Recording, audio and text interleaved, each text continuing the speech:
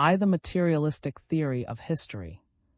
The materialistic conception of history, as it is called, is due to Marx and underlies the whole communist philosophy. I do not mean, of course, that a man could not be a communist without accepting it, but that in fact it is accepted by the Communist Party, and that it profoundly influences their views as to politics and tactics. The name does not convey at all accurately what is meant by the theory. It means that all the mass phenomena of history are determined by economic motives. This view has no essential connection with materialism in the philosophically sense. Materialism in the philosophically sense may be defined as the theory that all apparently mental occurrences either are really physical, or at any rate have purely physical causes. Materialism in this sense also was preached by Marx and is accepted by all orthodox Marxians. The arguments for and against it are long and complicated, and need not concern us, since, in fact, its truth or falsehood has little or no bearing on politics. In particular, philosophically materialism does not prove that economic causes are fundamental in politics. The view of Buckle, for example, according to which climate is one of the decisive factors, is equally compatible with materialism. So is the Freudian view, which traces everything to sex. There are innumerable ways of viewing history which are materialistic in the philosophically sense, without being economic or falling within the Marxian formula. Thus, the materialistic conception of history may be false even if materialism in the philosophically sense should be true. On the other hand, economic causes might be at the bottom of all political events, even if philosophically materialism were false. Economic causes operate through men's desire for possessions, and would be supreme if this desire were supreme, even if desire could not, from a philosophically point of view, be explained in materialistic terms. There is, therefore, no logical connection either way between philosophically materialism and what is called the materialistic conception of history. It is of some moment to realize such facts as this, because otherwise political theories are both supported and opposed for quite irrelevant reasons, and arguments of theoretical philosophy are employed to determine questions which depend upon concrete facts of human nature. This mixture damages both philosophy and politics, and is therefore important to avoid. For another reason, also, the attempt to base a political theory upon a philosophical doctrine is undesirable. The philosophical doctrine of materialism, if true at all, is true everywhere and always. We cannot expect exceptions to it, say, in Buddhism or in the Hussite movement. And so it comes about that people whose politics are supposed to be a consequence of their metaphysics grow absolute and sweeping, unable to admit that a general theory of history is likely, at best, to be only true on the whole and in the main. The dogmatic character of Marxian communism finds support in the supposed philosophically basis of the doctrine. It has the fixed certainty of Catholic theology, not the changing fluidity and practicality of modern science. Treated as a practical approximation, not as an exact metaphysical law, the materialistic conception of history has a very large measure of truth. Take as an instance of its truth the influence of industrialism upon ideas. It is industrialism, rather than the arguments of Darwinians and biblical critics, that has led to the decay of religious belief in the urban working class. At the same time, industrialism has revived religious belief among the rich. In the 18th century, French aristocrats mostly became freethinkers. Now their descendants are mostly Catholics, because it has become necessary for all the forces of reaction to unite against the revolutionary proletariat. Take again the emancipation of women. Plato, Mary, and John Stuart Mill produced admirable arguments, but influenced only a few impotent idealists. The war came, leading to the employment of women in industry on a large scale, and instantly the arguments and of votes for women were seen to be irresistible. More than that, traditional sexual morality collapsed, because its whole basis was the economic dependence of women upon their fathers and husbands. Changes in such a matter as sexual morality bring with them profound alterations in the thoughts and feelings of ordinary men and women. They modify law, literature, art, and all kinds of institutions that seem remote from economics. Such facts as these justify Marxians in speaking, as they do, of bourgeois ideology, meaning that kind of morality which has been imposed upon the world by the possessors of capital. Contentment with one's lot may be taken as typical of the virtues preached by the rich to the poor. They honestly believe it is a virtue at any rate they did formerly. The more religious among the poor also believed it, partly from the influence of authority, partly from an impulse to submission, what Mack calls negative self-feeling, which is commoner than some people think. Similarly, men preached the virtue of female chastity, and women usually accepted their teaching. Both really believed the doctrine, but its persistence was only possible through the economic power of men. This led erring women to punishment here on earth, which made further punishment hereafter seem probable. When the economic penalty ceased, the conviction of sinfulness gradually decayed. In such changes, we see the collapse of bourgeois ideology. But in spite of the fundamental importance of economic facts in determining the politics and beliefs of an age or nation, I do not think that non-economic factors can be neglected without risks of errors which may be fatal in practice. The most obvious non-economic factor, and the one the neglect of which has led socialists most astray, is nationalism. Of course, a nation once formed has economic interests which largely determine its politics, but it is not, as a rule, economic motives that decide what group of human beings shall form a nation. Trieste, before the war, considered itself Italian, although its whole prosperity as a port depended upon its belonging to Austria. No economic motive can account for the opposition between Ulster and the rest of Ireland. In Eastern Europe, the balkanization produced by self-determination has been obviously disastrous from an economic point of view, and was demanded for reasons which were in essence sentimental. Throughout the war, wage earners, with only a few exceptions, allowed themselves to be governed by nationalist feeling and ignored the traditional communist exhortation, "Workers of the world, unite." According to Marxian orthodoxy, they were misled by cunning capitalists who made their profit out of the slaughter. But to anyone capable of observing psychological facts, it is obvious that this is largely a myth. Immense numbers of capitalists were ruined by the war. Those who were young were just as liable to be killed as the proletarians were. No doubt commercial rivalry between England and Germany had a great deal to do with causing the war, but rivalry is a different thing from profit-seeking. Probably by combination, English and German capitalists could have made more than they did out of rivalry, but the rivalry was instinctive, and its economic form was accidental. The capitalists were in the grip of nationalist instinct as much as their proletarian dupes. In both classes, some have gained by the war, but the universal will to war was not produced by the hope of gain. It was produced by a different set of instincts, and one which Marxian psychology fails to recognize adequately. The Marxian assumes that a man, herd, from the point of view of herd instinct, is his class, and that he will combine with those whose economic class interest is the same as his. This is only very partially true in fact. Religion has been the most decisive factor in determining a man's herd throughout long periods of the world's history. Even now, a Catholic working man will vote for a Catholic capitalist rather than for an unbelieving socialist. In America, the divisions in local elections are mainly on religious lines.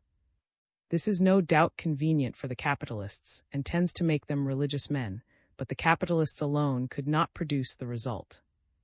The result is produced by the fact that many working men prefer the advancement of their creed to the improvement of their livelihood. However deplorable such a state of mind may be, it is not necessarily due to capitalist lies. All politics are governed by human desires. The materialist theory of history, in the last analysis, requires the assumption that every politically conscious person is governed by one single desire, the desire to increase his own share of commodities, and further, that his method of achieving this desire will usually be to seek to increase the share of his class, not only his own individual share. But this assumption is very far from the truth.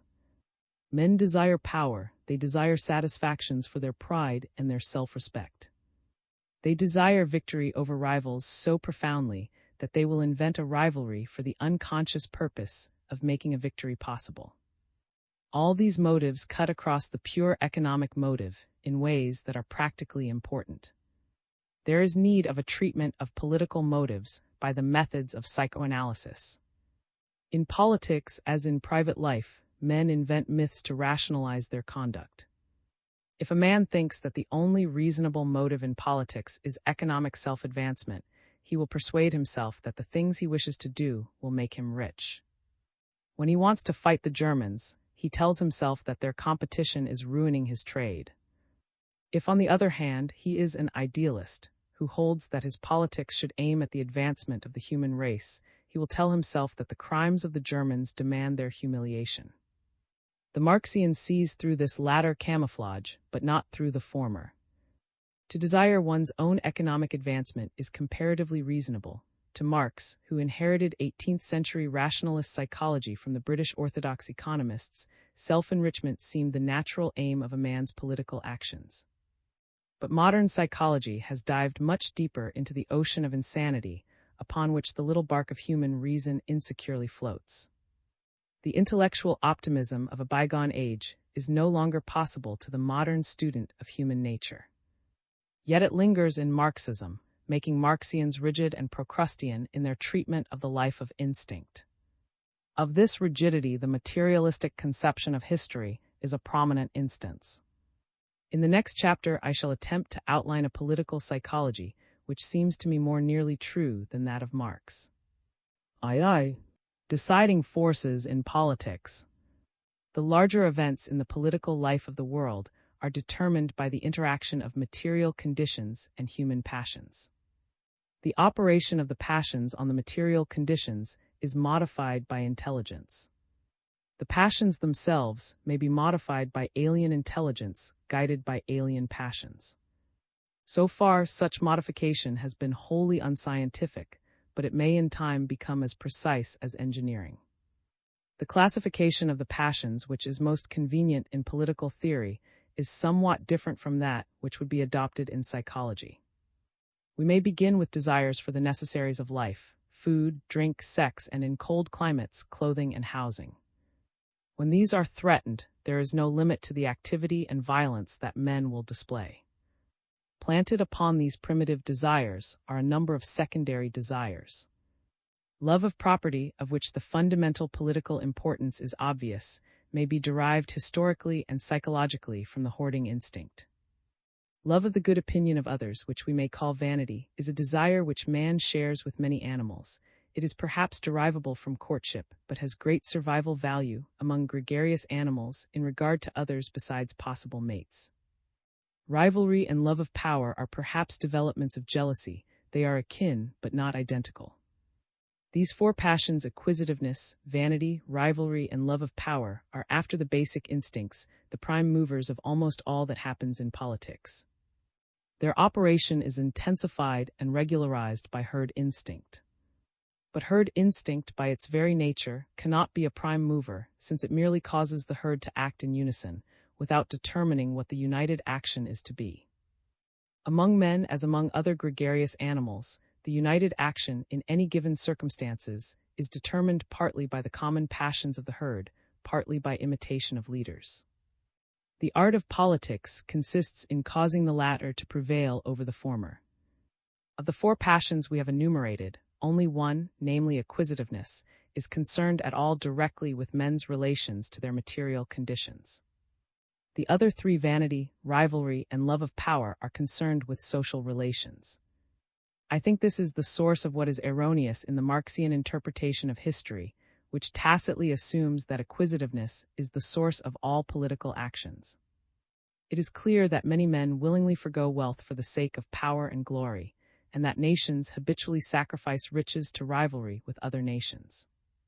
The desire for some form of superiority is common to almost all energetic men. No social system which attempts to thwart it can be stable, since the lazy majority will never be a match for the energetic minority. What is called virtue is an offshoot of vanity. It is the habit of acting in a manner which others praise. The operation of material conditions may be illustrated by the statement, dawn of history, that 4 of the greatest movements of conquest have been due to drought in Arabia, causing the nomads of that country to migrate into regions already inhabited. The last of these 4 movements was the rise of Islam. In these 4 cases, the primal need of food and drink was enough to set events in motion, but as this need could only be satisfied by conquest, the four secondary passions must have very soon come into play. In the conquests of modern industrialism, the secondary passions have been almost wholly dominant, since those who directed them had no need to fear hunger or thirst. It is the potency of vanity and love of power that gives hope for the industrial future of Soviet Russia, since it enables the communist state to enlist in its service men whose abilities might give them vast wealth in a capitalistic society. Intelligence modifies profoundly the operation of material conditions. When America was first discovered, men only desired gold and silver. Consequently, the portions first settled were not those that are now most profitable. The Bessemer process created the German iron and steel industry.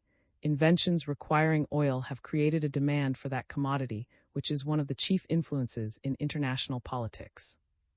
The intelligence which has this profound effect on politics is not political, but scientific and technical. It is the kind of intelligence which discovers how to make nature minister to human passions. Tungsten had no value until it was found to be useful in the manufacture of shells and electric light, but now people will, if necessary, kill each other in order to acquire tungsten. Scientific intelligence is the cause of this change. The progress or retrogression of the world depends, broadly speaking, upon the balance between acquisitiveness and rivalry. The former makes for progress, the latter for retrogression. When intelligence provides improved methods of production, these may be employed to increase the general share of goods, or to set apart more of the power of the community for the business of killing its rivals. Until 1914, acquisitiveness had prevailed on the whole since the fall of Napoleon. The past 6 years have seen a prevalence of the instinct of rivalry. Scientific intelligence makes it possible to indulge this instinct more fully than is possible for primitive peoples, since it sets free more men from the of producing necessaries. It is possible that scientific intelligence may, in time, reach the point when it will enable rivalry to exterminate the human race. This is the most hopeful method of bringing about an end of war. For those who do not like this method, there is another, the study of scientific psychology and physiology. The physiological causes of emotions have begun to be known, through the studies of such men as Cannon, bodily changes in pain, hunger, fear, and rage. In time, it may become possible, by physiological means, to alter the whole emotional nature of a population. It will then depend upon the passions of the rulers how this power is used. Success will come to the state which discovers how to promote pugnacity to the extent required for external war, but not to the extent which would lead to domestic dissensions. There is no method by which it can be ensured that rulers shall desire the good of mankind, and therefore there is no reason to suppose that the power to modify men's emotional nature would cause progress. If men desire to diminish rivalry, there is an obvious method. Habits of power intensify the passion of rivalry. Therefore, a state in which power is concentrated will, other things being equal, be more bellicose than one in which power is diffused. For those who dislike wars, this is an additional argument against all forms of dictatorship. But dislike of war is far less common than we used to suppose, and those who like war can use the same argument to support dictatorship. Bolshevik criticism of democracy. The Bolshevik argument against parliamentary democracy as a method of achieving socialism is a powerful one. My answer to it lies rather in pointing out what I believe to be fallacies in the Bolshevik method, from which I conclude that no swift method exists of establishing any desirable form of socialism. But let us first see what the Bolshevik argument is. In the first place, it assumes that those to whom it is addressed are absolutely certain that communism is desirable, so certain that they are willing, if necessary, to force it upon an unwilling population at the point of the bayonet. It then proceeds to argue that, while capitalism retains its hold over propaganda and its means of corruption, parliamentary methods are very unlikely to give a majority for communism in the House of Commons, or to lead to effective action by such a majority even if it existed. Communists point out how the people are deceived, and how their chosen leaders have again and again betrayed them.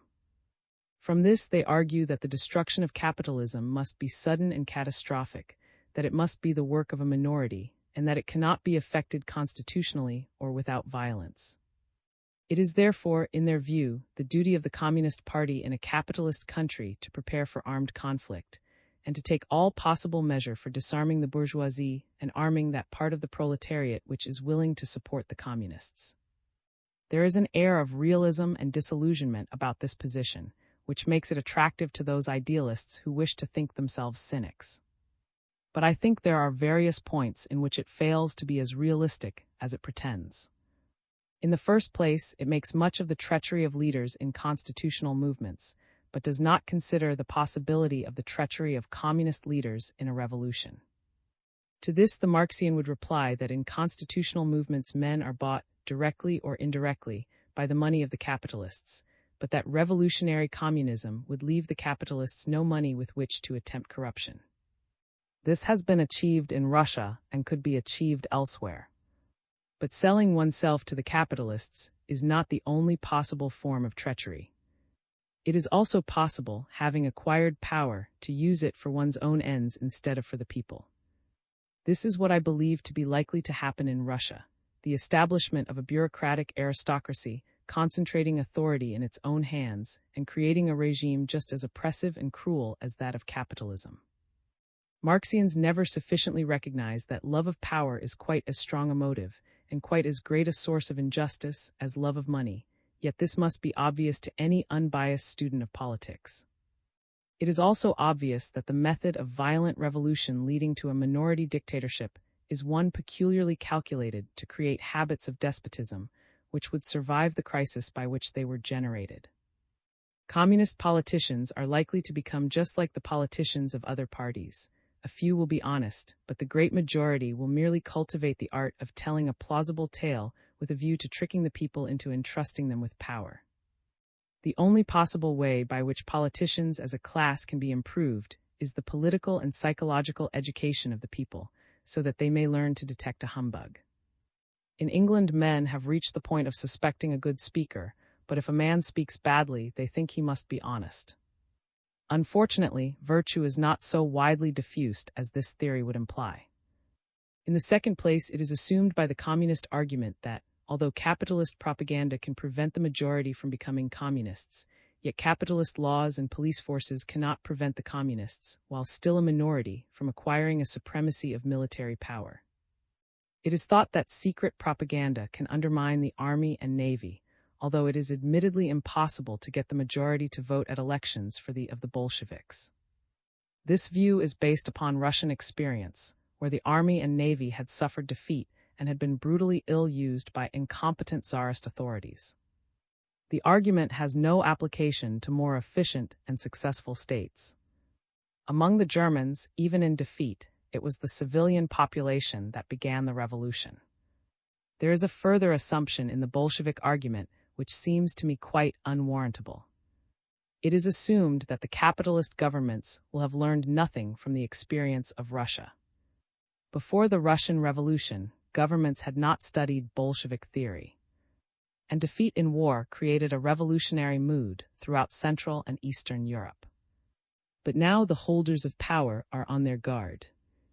There seems no reason whatever to suppose that they will supinely permit a preponderance of armed force to pass into the hands of those who wish to overthrow them, while, according to the Bolshevik theory, they are still sufficiently popular to be supported by a majority at the polls.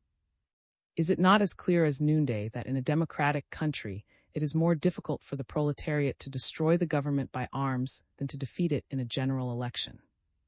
Seeing the immense advantages of a government in dealing with rebels, it seems clear that rebellion could have little hope of success unless a very large majority supported it. Of course, if the army and navy were specially revolutionary, they might effect an unpopular revolution, but this situation, though something like it occurred in Russia, is hardly to be expected in the Western nations. This whole Bolshevik theory of revolution by a minority is one which might just conceivably have succeeded as a secret plot, but becomes impossible as soon as it is openly avowed and advocated. But perhaps it will be said that I am caricaturing the Bolshevik doctrine of revolution. It is urged by advocates of this doctrine, quite truly, that all political events are brought about by minorities, since the majority are indifferent to politics. But there is a difference between a minority in which the indifferent acquiesce, and a minority so hated as to startle the indifferent into belated action. To make the Bolshevik doctrine reasonable, it is necessary to suppose that they believe the majority can be induced to acquiesce, at least temporarily, in the revolution made by the class-conscious minority.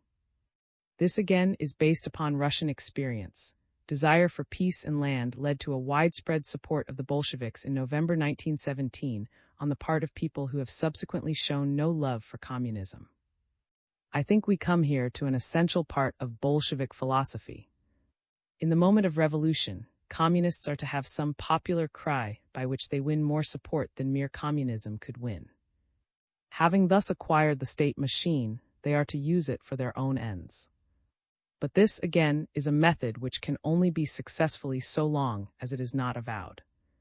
It is to some extent habitual in politics. The Unionists in 1900 won a majority on the Boer War and used it to endow brewers and church schools. The Liberals in 1906 won a majority on Chinese and used it to cement the secret alliance with France and to make an alliance with Tsarist Russia. President Wilson in 1916 won his majority on neutrality and used it to come into the war. This method is part of the stock and trade of democracy. But its success depends upon repudiating it until the moment comes to it. Those who, like the Bolsheviks, have the honesty to proclaim in advance their intention of using power for other ends than those for which it was given them, are not likely to have a chance of carrying out their designs. What seems to me to emerge from these considerations is this, that in a democratic and politically educated country, armed revolution in of communism would have no chance of succeeding unless it were supported by a larger majority than would be required for the election of a communist government by constitutional methods. It is possible that if such a government came into existence and proceeded to carry out it would be met by armed resistance on the part of capital, including a large proportion of the officers in the army and navy. But in subduing this resistance, it would have the support of that great body of opinion which believes in legality and upholds the Constitution. Moreover, having by hypothesis converted a majority of the nation, a communist government could be sure of loyal help from immense numbers of workers, and would not be forced, as the Bolsheviks are in Russia, to suspect treachery everywhere.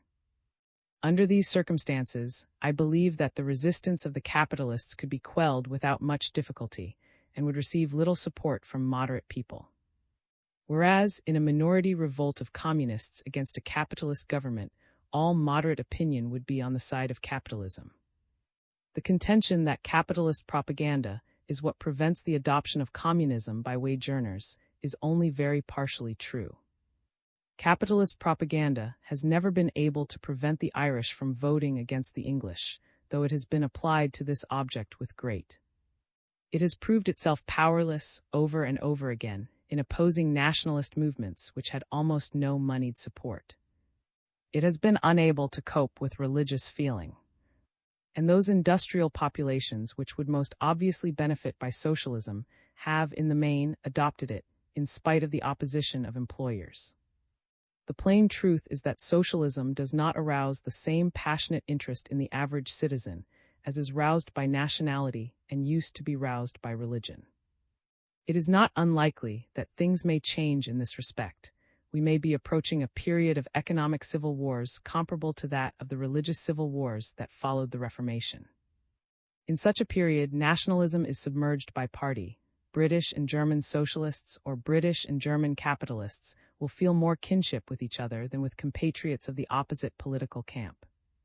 But when that day comes, there will be no difficulty, in highly industrial countries, in securing socialist majorities. If socialism is not then carried without bloodshed, it will be due to the unconstitutional action of the rich, not to the need of revolutionary violence on the part of the advocates of the proletariat. Whether such a state of opinion grows up or not depends mainly upon the stubbornness or conciliatoriness of the possessing classes, and conversely, upon the moderation or violence of those who desire fundamental economic change. The majority which Bolsheviks regard as unattainable is chiefly prevented by the ruthlessness of their own tactics. Apart from all arguments of detail, there are two broad objections to violent revolution in a democratic community. The first is that, when once the principle of respecting majorities as expressed at the ballot box is abandoned, there is no reason to suppose that victory will be secured by the particular minority to which one happens to belong. There are many minorities besides communists: religious minorities, teetotal minorities, militarist minorities, capitalist minorities. Any one of these could adopt the method of obtaining power advocated by the Bolsheviks, and anyone would be just as likely to succeed as they are. What restrains these minorities, more or less at present, is respect for the law and the Constitution. Bolsheviks tacitly assume that every other party will preserve this respect while they themselves, unhindered, prepare the revolution. But if their philosophy of violence becomes popular, there is not the slightest reason to suppose that they will be its beneficiaries.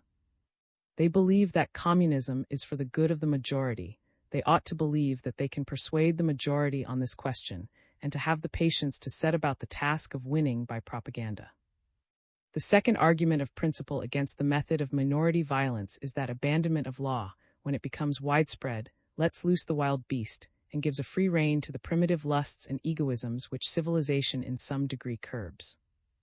Every student of medieval thought must have been struck by the extraordinarily high value placed upon law in that period. The reason was that, in countries infested by robber barons, law was the first requisite of progress.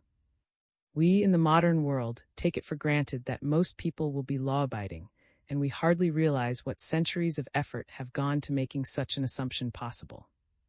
We forget how many of the good things that we unquestionably expect would disappear out of life if murder, rape, and robbery with violence became common. And we forget even more how very easily this might happen. The universal class war foreshadowed by the Third International, following upon the loosening of restraints produced by the late war, and combined with a deliberate inculcation of disrespect for law and constitutional government, might, and I believe would, produce a state of affairs in which it would be habitual to murder men for a crust of bread, and in which women would only be safe while armed men protected them. The civilized nations have accepted democratic government as a method of settling internal disputes without violence. Democratic government may have all the faults attributed to it, but it has the one great merit that people are, on the whole, willing to accept it as a substitute for civil war in political disputes. Whoever sets to work to weaken this acceptance, whether in Ulster or in Moscow, is taking a fearful responsibility. Civilization is not so stable that it cannot be broken up, and a condition of lawless violence is not one out of which any good thing is likely to emerge. For this reason, if for no other, revolutionary violence in a democracy is infinitely dangerous. IV. Revolution and dictatorship. The Bolsheviks have a very definite for achieving communism, which has been set forth by Lenin repeatedly, and quite recently in the reply of the Third International to the questionnaire submitted by the Independent Party. Capitalists, we are assured, will stick at nothing in defense of their privileges. It is the nature of man, in so far as he is politically conscious, to fight for the interests of his class so long as classes exist. When the conflict is not pushed to extremes, methods of conciliation and political deception may be preferable to actual physical warfare, but as soon as the proletariat make a really vital attack upon the capitalists, they will be met by guns and bayonets. This being certain and inevitable, it is as well to be prepared for it, and to conduct propaganda accordingly. Those who pretend that pacific methods can lead to the realization of communism are false friends to the wage earners. Intentionally or unintentionally, they are covert allies of the bourgeoisie. There must then, according to Bolshevik theory, be armed conflict sooner or later, if the injustices of the present economic system are ever to be. Not only do they assume armed conflict, they have a fairly definite conception of the way in which it is to be conducted. This conception has been carried out in Russia, and is to be carried out before very long in every civilized country. The communists, who represent the class-conscious wage earners, wait for some propitious moment when events have caused a mood of revolutionary discontent with the existing government. They then put themselves at the head of the discontent, carry through a successful revolution, and in so doing acquire the arms, the railways, the state treasure, and all the other resources upon which the power of modern governments is built. They then confine political power to communists, however small a minority they may be of the whole nation. They set to work to increase their number by propaganda and the control of education. And meanwhile, they introduce communism into every department of economic life as quickly as possible. Ultimately, after a longer or shorter period, according to circumstances, the nation will be converted to communism, the relics of capitalist institutions will have been obliterated, and it will be possible to restore freedom. But the political conflicts to which we are accustomed will not reappear. All the burning political questions of our time, according to the communists, are questions of class conflict and will disappear when the division of classes disappears. Accordingly, the state will no longer be required, since the state is essentially an engine of power designed to give the victory to one side in the class conflict. Ordinary states are designed to give the victory to the capitalists. The proletarian state, Soviet Russia, is designed to give the victory to the wage earners. As soon as the community contains only wage earners, the state will cease to have any functions. And so, through a period of dictatorship, we shall finally arrive at a condition very similar to that aimed at by anarchist communism. 3 questions arise in regard to this method of reaching utopia. First, would the ultimate state, foreshadowed by the Bolsheviks, be desirable in itself?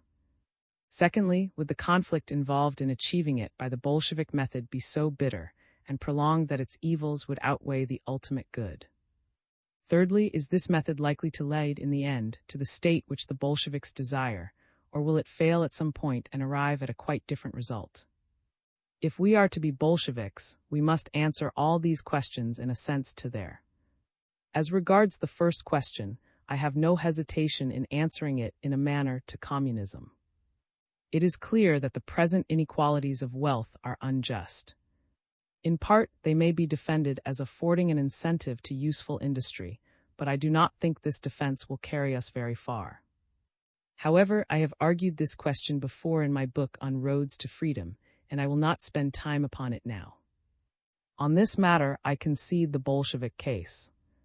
It is the other 2 questions that I wish to discuss. Our second question was, is the ultimate good aimed at by the Bolsheviks sufficiently great to be worth the price that, according to their own theory, will have to be paid for achieving it? If anything human were absolutely certain, we might answer this question affirmatively with some confidence. The benefits of communism, if it were once achieved, might be expected to be lasting. We might legitimately hope that further change would be towards something still better, not towards a revival of ancient evils. But if we admit, as we must do, that the outcome of the communist revolution is in some degree uncertain, it becomes necessary to count the cost, for a great part of the cost is all but certain. Since the Revolution of October 1917, the Soviet government has been at war with almost all the world, and has had at the same time to face civil war at home. This is not to be regarded as accidental, or as a misfortune which could not be foreseen. According to Marxian theory, what has happened was bound to happen. Indeed, Russia has been wonderfully fortunate in not having to face an even more desperate situation. First and foremost, the world was exhausted by the war and in no mood for military adventures. Next, the Tsarist regime was the worst in Europe, and therefore less support than would be secured by any other capitalist government. Again, Russia is vast and agricultural, making it capable of resisting both invasion and blockade better than Great Britain or France or Germany. The only other country that could have resisted with equal success is the United States, which is at present very far removed from a proletarian revolution and likely long to remain the chief bulwark of the capitalist system. It is evident that Great Britain, attempting a similar revolution, would be forced by starvation to yield within a few months, provided America led a policy of blockade. The same is true, though in a less degree, of continental countries. Therefore, unless and until an international communist revolution becomes possible, we must expect that any other nation following Russia's example will have to pay an even higher price than Russia has had to pay. Now the price that Russia is having to pay is very great. The almost universal poverty might be thought to be a small evil in comparison with the ultimate gain, but it brings with it other evils of which the magnitude would be acknowledged even by those who have never known poverty and therefore make light of it. Hunger brings an absorption in the question of food, which, to most people, makes life almost purely animal. The general shortage makes people fierce and reacts upon the political atmosphere. The necessity of inculcating communism produces a hothouse condition where every breath of fresh air must be excluded. People are to be taught to think in a certain way, and all free intelligence becomes taboo. The country comes to resemble an immensely Jesuit college. Every kind of liberty is banned as being bourgeois, but it remains a fact that intelligence languishes where thought is not free. All this, however, according to the leaders of the Third International, is only a small beginning of the struggle, which must become worldwide before it achieves victory. In their reply to the Independent Party, they say, "It is probable that upon the throwing off of the chains of the capitalist governments, the revolutionary proletariat of Europe will meet the resistance of Anglo-Saxon capital in the persons of British and American capitalists who will attempt to blockade it. It is then possible that the revolutionary proletariat of Europe will rise in union with the peoples of the East and commence a revolutionary struggle, the scene of which will be the entire world, to deal a final blow to British and American capitalism." The Times, July 30, 1920. The war here, if it ever takes place, will be one compared to which the late war will come to seem a mere affair of outposts.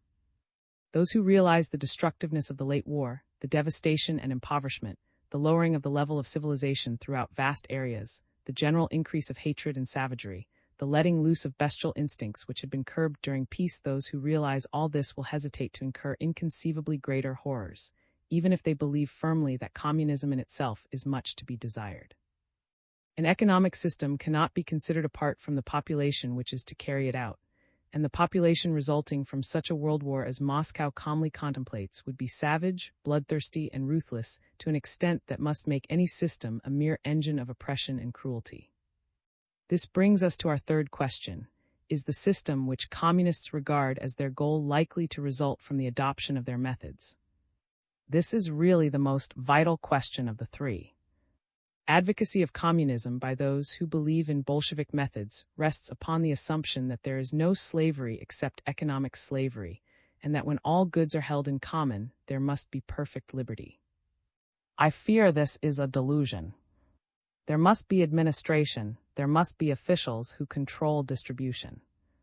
These men in a communist state are the repositories of power.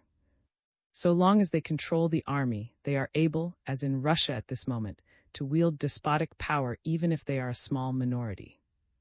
The fact that there is communism to a certain extent does not mean that there is liberty. If the communism were more complete, it would not necessarily mean more freedom.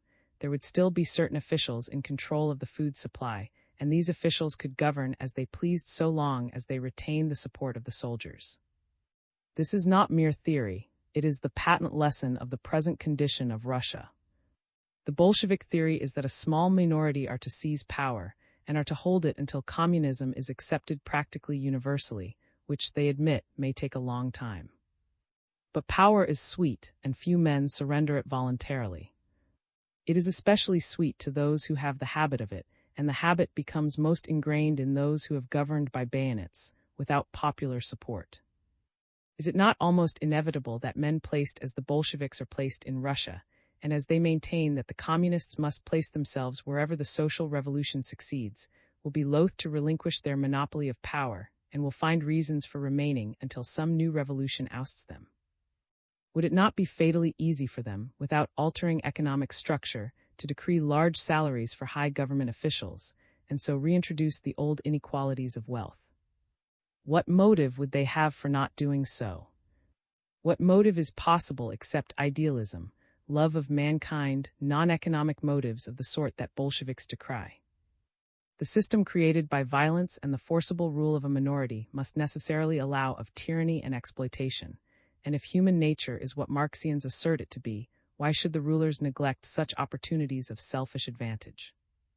It is sheer nonsense to pretend that the rulers of a great empire such as Soviet Russia, when they have become accustomed to power, retain the proletarian psychology, and feel that their class interest is the same as that of the ordinary working man. This is not the case in fact in Russia now, however the truth may be concealed by fine phrases. The government has a class consciousness and a class interest quite distinct from those of the genuine proletarian, who is not to be confounded with the paper proletarian of the Marxian schema. In a capitalist state, the government and the capitalists on the whole hang together and form one class.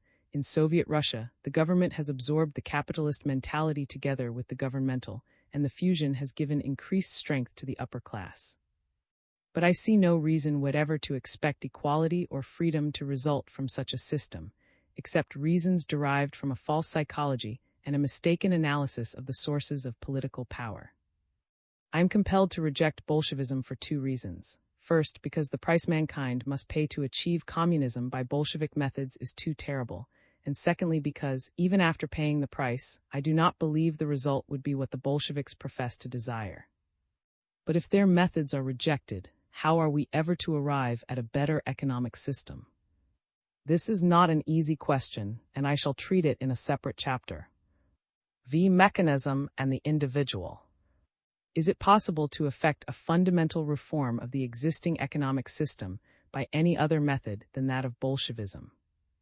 The difficulty of answering this question is what chiefly attracts idealists to the dictatorship of the proletariat. If, as I have argued, the method of violent revolution and communist rule is not likely to have the results which idealists desire, we are reduced to despair unless we can see hope in other methods. The Bolshevik arguments against all other methods are powerful.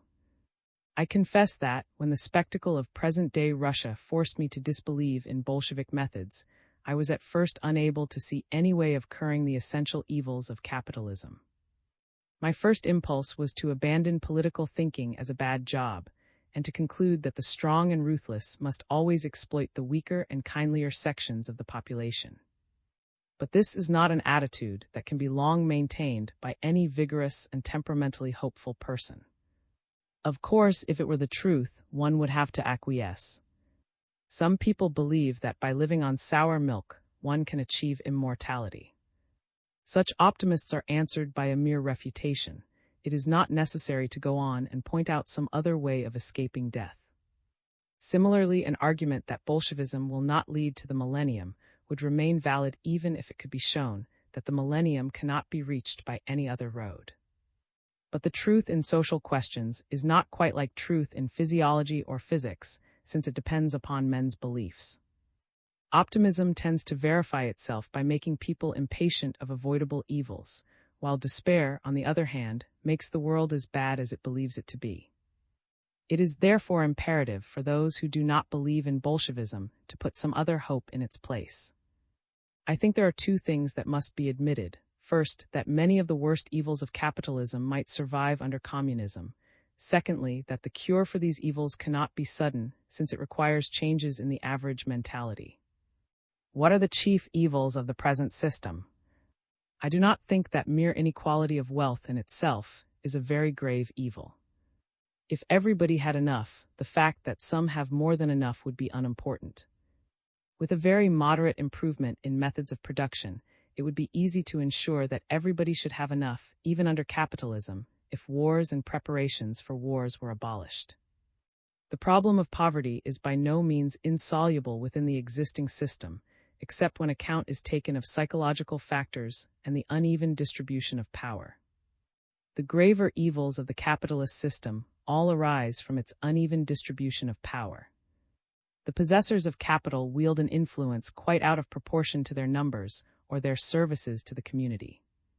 They control almost the whole of education and the press. They decide what the average man shall know or not know. The cinema has given them a new method of propaganda, by which they enlist the support of those who are too frivolous even for illustrated papers. Very little of the intelligence of the world is really free. Most of it is, directly or indirectly, in the pay of business enterprises or wealthy philanthropists. To satisfy capitalist interests, men are compelled to work much harder and more monotonously than they ought to work, and their education is scamped. Wherever, as in barbarous or semi-civilized countries, is too weak or too disorganized to protect itself, appalling cruelties are for private profit. Economic and political organizations become more and more vast, leaving less and less room for individual development and initiative. It is this sacrifice of the individual to the machine that is the fundamental evil of the modern world. To cure this evil is not easy, because efficiency is promoted at any given moment, though not in the long run, by sacrificing the individual to the smooth working of a vast organization, whether military or industrial. In war and in commercial competition, it is necessary to control individual impulses, to treat men as so many bayonets or hands, not as a society of separate people with separate tastes and capacities. Some sacrifice of individual impulses is, of course, essential to the existence of an ordered community, and this degree of sacrifice is, as a rule, not even from the individual's point of view. But what is demanded in a highly militarized or industrialized nation goes far beyond this very moderate degree. A society which is to allow much freedom to the individual must be strong enough to be not anxious about home defense, moderate enough to refrain from difficult external conquests, and rich enough to value leisure and a civilized existence more than an increase of consumable commodities. But where the material conditions for such a state of affairs exist, the psychological conditions are not likely to exist unless power is very widely diffused throughout the community.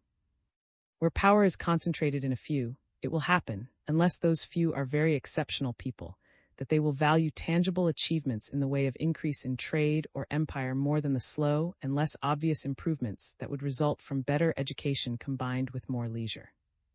The joys of victory are especially great to the holders of power, while the evils of a mechanical organization fall almost exclusively upon the less influential. For these reasons, I do not believe that any community in which power is much concentrated will long refrain from conflicts of the kind involving a sacrifice of what is most valuable in the individual. In Russia at this moment, the sacrifice of the individual is largely inevitable because of the severity of the economic and military struggle. But I did not feel in the Bolsheviks any consciousness of the magnitude of this misfortune, or any realization of the importance of the individual as against the state. Nor do I believe that men who do realize this are likely to succeed, or to come to the top, in times when everything has to be done against personal liberty. The Bolshevik theory requires that every country, sooner or later, should go through what Russia is going through now. And in every country in such a condition, we may expect to find the government falling into the hands of ruthless men who have not by nature any love for freedom, and who will see little importance in hastening the transition from dictatorship to freedom. It is far more likely that such men will be tempted to embark upon new enterprises, requiring further concentration of forces and postponing indefinitely the liberation of the populations which they use as their material. For these reasons, equalization of wealth without equalization of power seems to me a rather small and unstable achievement. But equalization of power is not a thing that can be achieved in a day. It requires a considerable level of moral, intellectual, and technical education. It requires a long period without extreme crises in order that habits of tolerance and good nature may become common. It requires on the part of those who are acquiring power without a too desperate resistance on the part of those whose share is diminishing. This is only possible if those who are acquiring power are not very fierce and do not terrify their opponents by threats of ruin and death. It cannot be done quickly, because quick methods require that very mechanism and subordination of the individual which we should struggle to prevent. But even equalization of power is not the whole of what is needed politically. The right grouping of men for different purposes is also essential. Self-government in industry, for example, is an indispensable condition of a good society. Those acts of an individual or a group, which have no very great importance for outsiders, ought to be freely decided by that individual or group. This is recognized as regards religion, but ought to be recognized over a much wider field. Bolshevik theory seems to me to err by concentrating its attention upon one evil, namely inequality of wealth, which it believes to be at the bottom of all others. I do not believe any one evil can be thus isolated, but if I had to select one as the greatest of political evils, I should select inequality of power. And I should deny that this is likely to be cured by the class war and the dictatorship of the Communist Party. Only peace and a long period of gradual improvement can bring it about. Good relations between individuals, freedom from hatred and violence and oppression, general diffusion of education, leisure rationally employed, the progress of art and science, these seem to me among the most important ends that a political theory ought to have in view. I do not believe that they can be furthered, except very rarely, by revolution and war, and I am convinced that at the present moment they can only be promoted by a diminution in the spirit of ruthlessness generated by the war. For these reasons, while admitting the necessity and even utility of Bolshevism in Russia, I do not wish to see it spread, or to encourage the adoption of its philosophy by advanced parties in the Western nations. VI. Why Russian communism has failed. The civilized world seems almost certain, sooner or later, to follow the example of Russia in attempting a communist organization of society. I believe that the attempt is essential to the progress and happiness of mankind during the next few centuries, but I believe also that the transition has appalling dangers. I believe that if the Bolshevik theory as to the method of transition is adopted by communists in Western nations, the result will be a prolonged chaos, leading neither to communism nor to any other civilized system, but to a relapse into the barbarism of the Dark Ages. In the interests of communism, no less than in the interests of civilization, I think it imperative that the Russian failure should be admitted and analyzed. For this reason, if for no other, I cannot enter into the conspiracy of concealment which many Western socialists who have visited Russia consider necessary. I shall try first to recapitulate the facts which make me regard the Russian experiment as a failure, and then to seek out the causes of failure. The most elementary failure in Russia is in regard to food. In a country which formerly produced a vast exportable surplus of cereals and other agricultural produce, and in which the non-agricultural population is only 15% of the total, it ought to be possible, without great difficulty, to provide enough food for the towns. Yet the government has failed badly in this respect. The rations are inadequate and irregular, so that it is impossible to preserve health, and without the help of food purchased illicitly in the markets at speculative prices. I have given reasons for thinking that the breakdown of transport, though a contributory cause, is not the main reason for the shortage. The main reason is the hostility of the peasants, which, in turn, is due to the collapse of industry and to the policy of forced requisitions.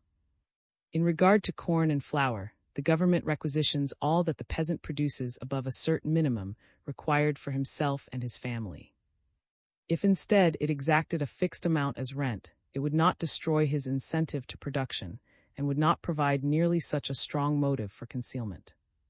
But this plan would have enabled the peasants to grow rich, and would have involved a confessed abandonment of communist theory. It has therefore been thought better to employ forcible methods, which led to disaster, as they were bound to do. The collapse of industry was the chief cause of the food difficulties, and has in turn been aggravated by them. Owing to the fact that there is abundant food in the country, industrial and urban workers are perpetually attempting to abandon their employment for agriculture. This is illegal and is severely punished by imprisonment or convict. Nevertheless, it continues, and in so vast a country as Russia, it is not possible to prevent it. Thus, the ranks of industry become still further depleted. Except as regards munitions of war, the collapse of industry in Russia is extraordinarily complete. The resolutions passed by the 9th Congress of the Communist Party, April 1920, speak of the incredible catastrophes of public economy. This language is not too strong, though the recovery of the Baku oil has done something to produce a revival along the Volga basin. The failure of the whole industrial side of the national economy, including transport, is at the bottom of the other failures of the Soviet government.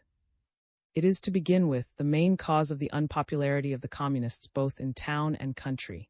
In town, because the people are hungry; in the country, because food is taken with no return except paper.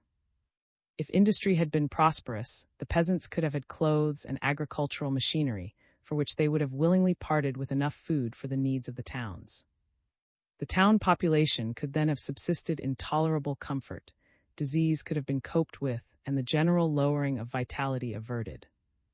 It would not have been necessary, as it has been in many cases, for men of scientific or artistic capacity to abandon the pursuits in which they were skilled for unskilled manual. The communist republic might have been agreeable to live in, at least for those who had been very poor before. The unpopularity of the Bolsheviks, which is primarily due to the collapse of industry, has in turn been accentuated by the measures which it has driven the government to adopt. In view of the fact that it was impossible to give adequate food to the ordinary population of Petrograd and Moscow, the government decided that at any rate the men employed on important public work should be sufficiently nourished to preserve their efficiency. It is a gross libel to say that the communists, or even the leading people's commissaries, live luxurious lives according to our standards, but it is a fact that they are not exposed, like their subjects, to acute hunger and the weakening of energy that accompanies it. No tone can blame them for this, since the work of government must be carried on, but it is one of the ways in which class distinctions have reappeared where it was intended that they should be banished. I talked to an obviously hungry working man in Moscow who pointed to the Kremlin and remarked, "In there they have enough to eat." He was expressing a widespread feeling, which is fatal to the idealistic appeal that communism attempts to make. Owing to unpopularity, the Bolsheviks have had to rely upon the army and the Extraordinary Commission, and have been compelled to reduce the Soviet system to an empty form. More and more the of representing the proletariat has grown threadbare. Amid official demonstrations and processions and meetings, the genuine proletarian looks on, apathetic and disillusioned, unless he is possessed of unusual energy and fire, in which case he looks to the ideas of syndicalism or the IWW to liberate him from a slavery far more complete than that of capitalism. A sweated wage, long hours, industrial conscription, prohibition of strikes, prison for slackers, diminution of the already insufficient rations in factories where the production falls below what the authorities expect, an army of spies ready to report any tendency to political disaffection, and to procure imprisonment for its promoters, this is the reality of a system which still professes to govern in the name of the proletariat. At the same time, the internal and external peril has necessitated the creation of a vast army recruited by conscription, except as regards a communist nucleus, from among a population utterly weary of war, who put the Bolsheviks in power because they alone promise peace. Militarism has produced its inevitable result in the way of a harsh and dictatorial spirit. The men in power go through their day's work with the consciousness that they command 3 million armed men, and that civilian opposition to their will can be easily crushed. Out of all this has grown a system painfully like the old government of the Tsar, a system which is Asiatic in its centralized bureaucracy, its secret service, its atmosphere of governmental mystery and submissive terror. In many ways, it resembles our government of India. Like that government, it stands for civilization, for education, sanitation, and Western ideas of progress. It is composed in the main of honest and hardworking men, who despise those whom they govern, but believe themselves possessed of something valuable which they must communicate to the population, however little it may be desired. Like our government in India, they live in terror of popular risings, and are compelled to resort to cruel repressions in order to preserve their power. Like it, they represent an alien philosophy of life, which cannot be forced upon the people without a change of instinct, habit, and tradition so profound as to dry up the vital springs of action, producing listlessness and despair among the ignorant victims of militant enlightenment. It may be that Russia needs sternness and discipline more than anything else. It may be that a revival of Peter the Great's methods is essential to progress. From this point of view, much of what it is natural to criticize in the Bolsheviks becomes defensible, but this point of view has little affinity to communism. Bolshevism may be defended, possibly, as a dire discipline through which a backward nation is to be rapidly industrialized, but as an experiment in communism it has failed. There are two things that a defender of the Bolsheviks may say against the argument that they have failed because the present state of Russia is bad. It may be said that it is too soon to judge, and it may be urged that whatever failure there has been is attributable to the hostility of the outside world. As to the contention that it is too soon to judge, that is of course undeniable in a sense. But in a sense it is always too soon to judge of any historical movement, because its effects and developments go on forever. Bolshevism has, no doubt, great changes ahead of it. But the last 3 years have afforded material for some judgments, though more definitive judgments will be possible later. And for reasons which I have given in earlier chapters, I find it impossible to believe that later developments will realize more fully the communist ideal. If trade is opened with the outer world, there will be an almost irresistible tendency to resumption of private enterprise. If trade is not reopened, the plans of Asiatic conquest will mature, leading to a revival of Khan and in neither case is the purity of the communist faith likely to survive. As for the hostility of the Entente, it is of course true that Bolshevism might have developed very differently if it had been treated in a friendly spirit. But in view of its desire to promote world revolution, no one could expect, and the Bolsheviks certainly did not expect, that capitalist governments would be friendly. If Germany had won the war, Germany would have shown a hostility more effective than that of the Entente. However we may blame Western governments for their policy, we must realize that, according to the deterministic economic theory of the Bolsheviks, no other policy was to be expected from them. Other men might have been excused for not foreseeing the attitude of Churchill, but Marxians could not be excused, since this attitude was in exact accord with their own formula. We have seen the symptoms of Bolshevik failure. I come now to the question of its profounder causes. Everything that is worst in Russia we found traceable to the collapse of industry. Why has industry collapsed so utterly? And would it collapse equally if a communist revolution were to occur in a Western country? Russian industry was never highly developed and depended always upon outside aid for much of its plant. The hostility of the world, as embodied in the blockade, left Russia powerless to replace the machinery and locomotives worn out during the war. The need of self-defense compelled the Bolsheviks to send their best workmen to the front because they were the most reliable communists, and the loss of them rendered their factories even more inefficient than they were under. In this respect, and in the laziness and incapacity of the Russian workmen, the Bolsheviks have had to face special difficulties which would be less in other countries. On the other hand, they have had special advantages in the fact that Russia is self-supporting in the matter of food. No other country could have endured the collapse of industry so long, and no other great power except the United States could have survived years of blockade. The hostility of the world was in no way a surprise to those who made the October Revolution. It was in accordance with their general theory, and its consequences should have been taken into account in making the revolution. Other hostilities besides those of the outside world have been incurred by the Bolsheviks with open eyes, notably the hostility of the peasants and that of a great part of the industrial population. They have attempted, in accordance with their usual contempt for conciliatory methods, to substitute terror for reward as the incentive to work. Some amiable socialists have imagined that, when the private capitalist had been eliminated, men would work from a sense of obligation to the community. The Bolsheviks will have none of such sentimentalism. In one of the resolutions of the 9th Communist Congress, they say, "Every social system, whether based on slavery, feudalism, or capitalism, had its ways and means of compulsion and education in the interests of the exploiters. The Soviet system is faced with the task of developing its own methods of compulsion to attain an increase of the intensity and wholesomeness of. This method is to be based on the socialization of public economy in the interests of the whole nation. In addition to the propaganda by which the people are to be influenced and the repressions which are to be applied to all idlers, parasites, and disorganizers who strive to undermine public zeal, the principal method for the increase of production will become the introduction of the system of compulsory. In capitalist society, rivalry assumed the character of competition and led to the exploitation of man by man. In a society where the means of production are nationalized, rivalry is to increase the products of without infringing its solidarity.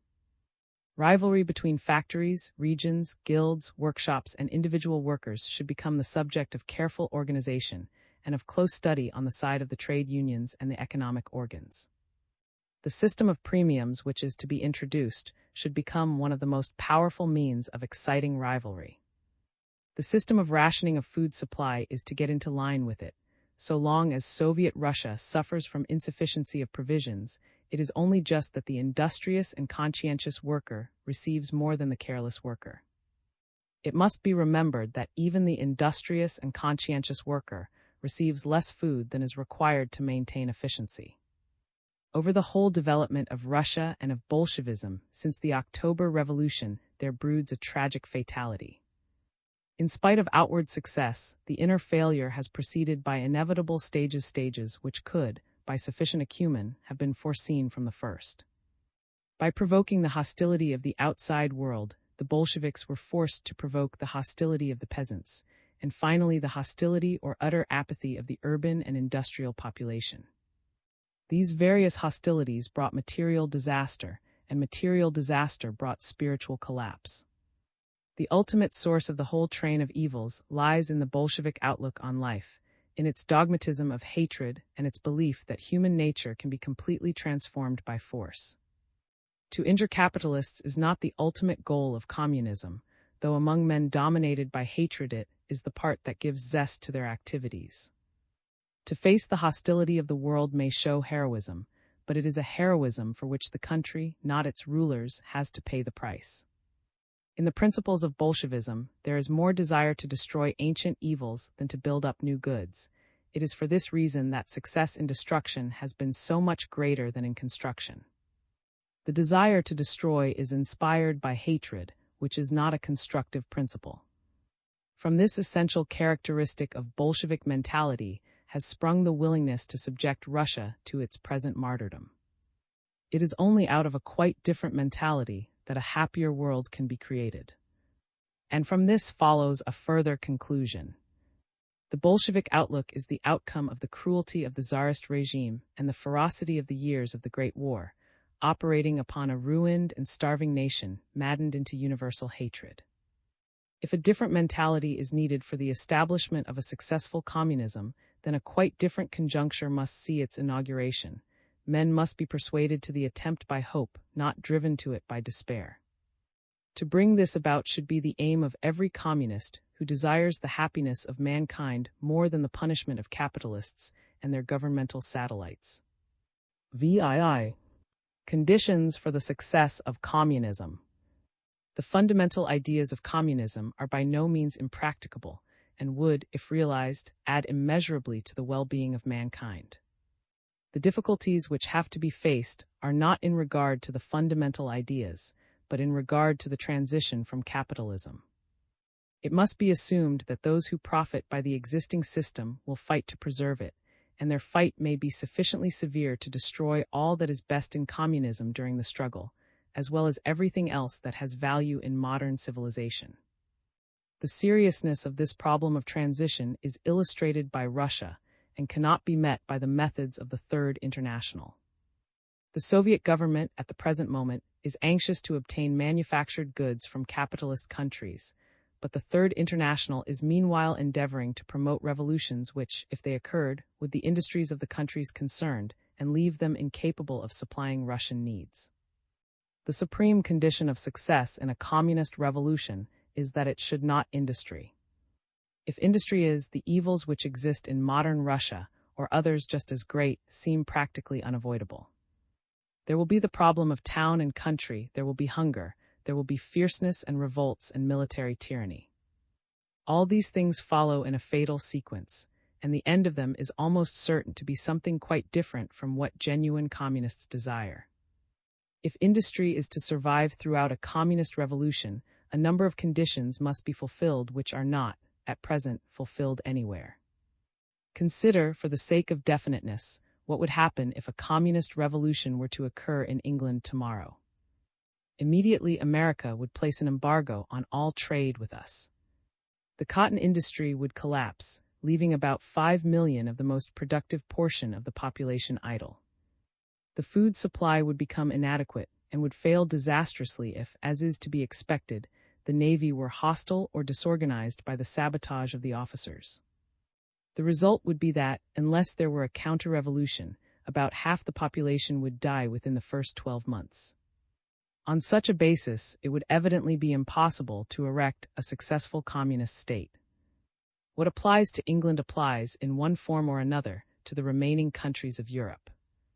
Italian and German socialists are, many of them, in a revolutionary frame of mind and could, if they chose, raise formidable revolts. They are urged by Moscow to do so, but they realize that, if they did, England and America would starve them. France, for many reasons, dare not offend England and America beyond a point. Thus, in every country except America, a successful communist revolution is impossible for political reasons.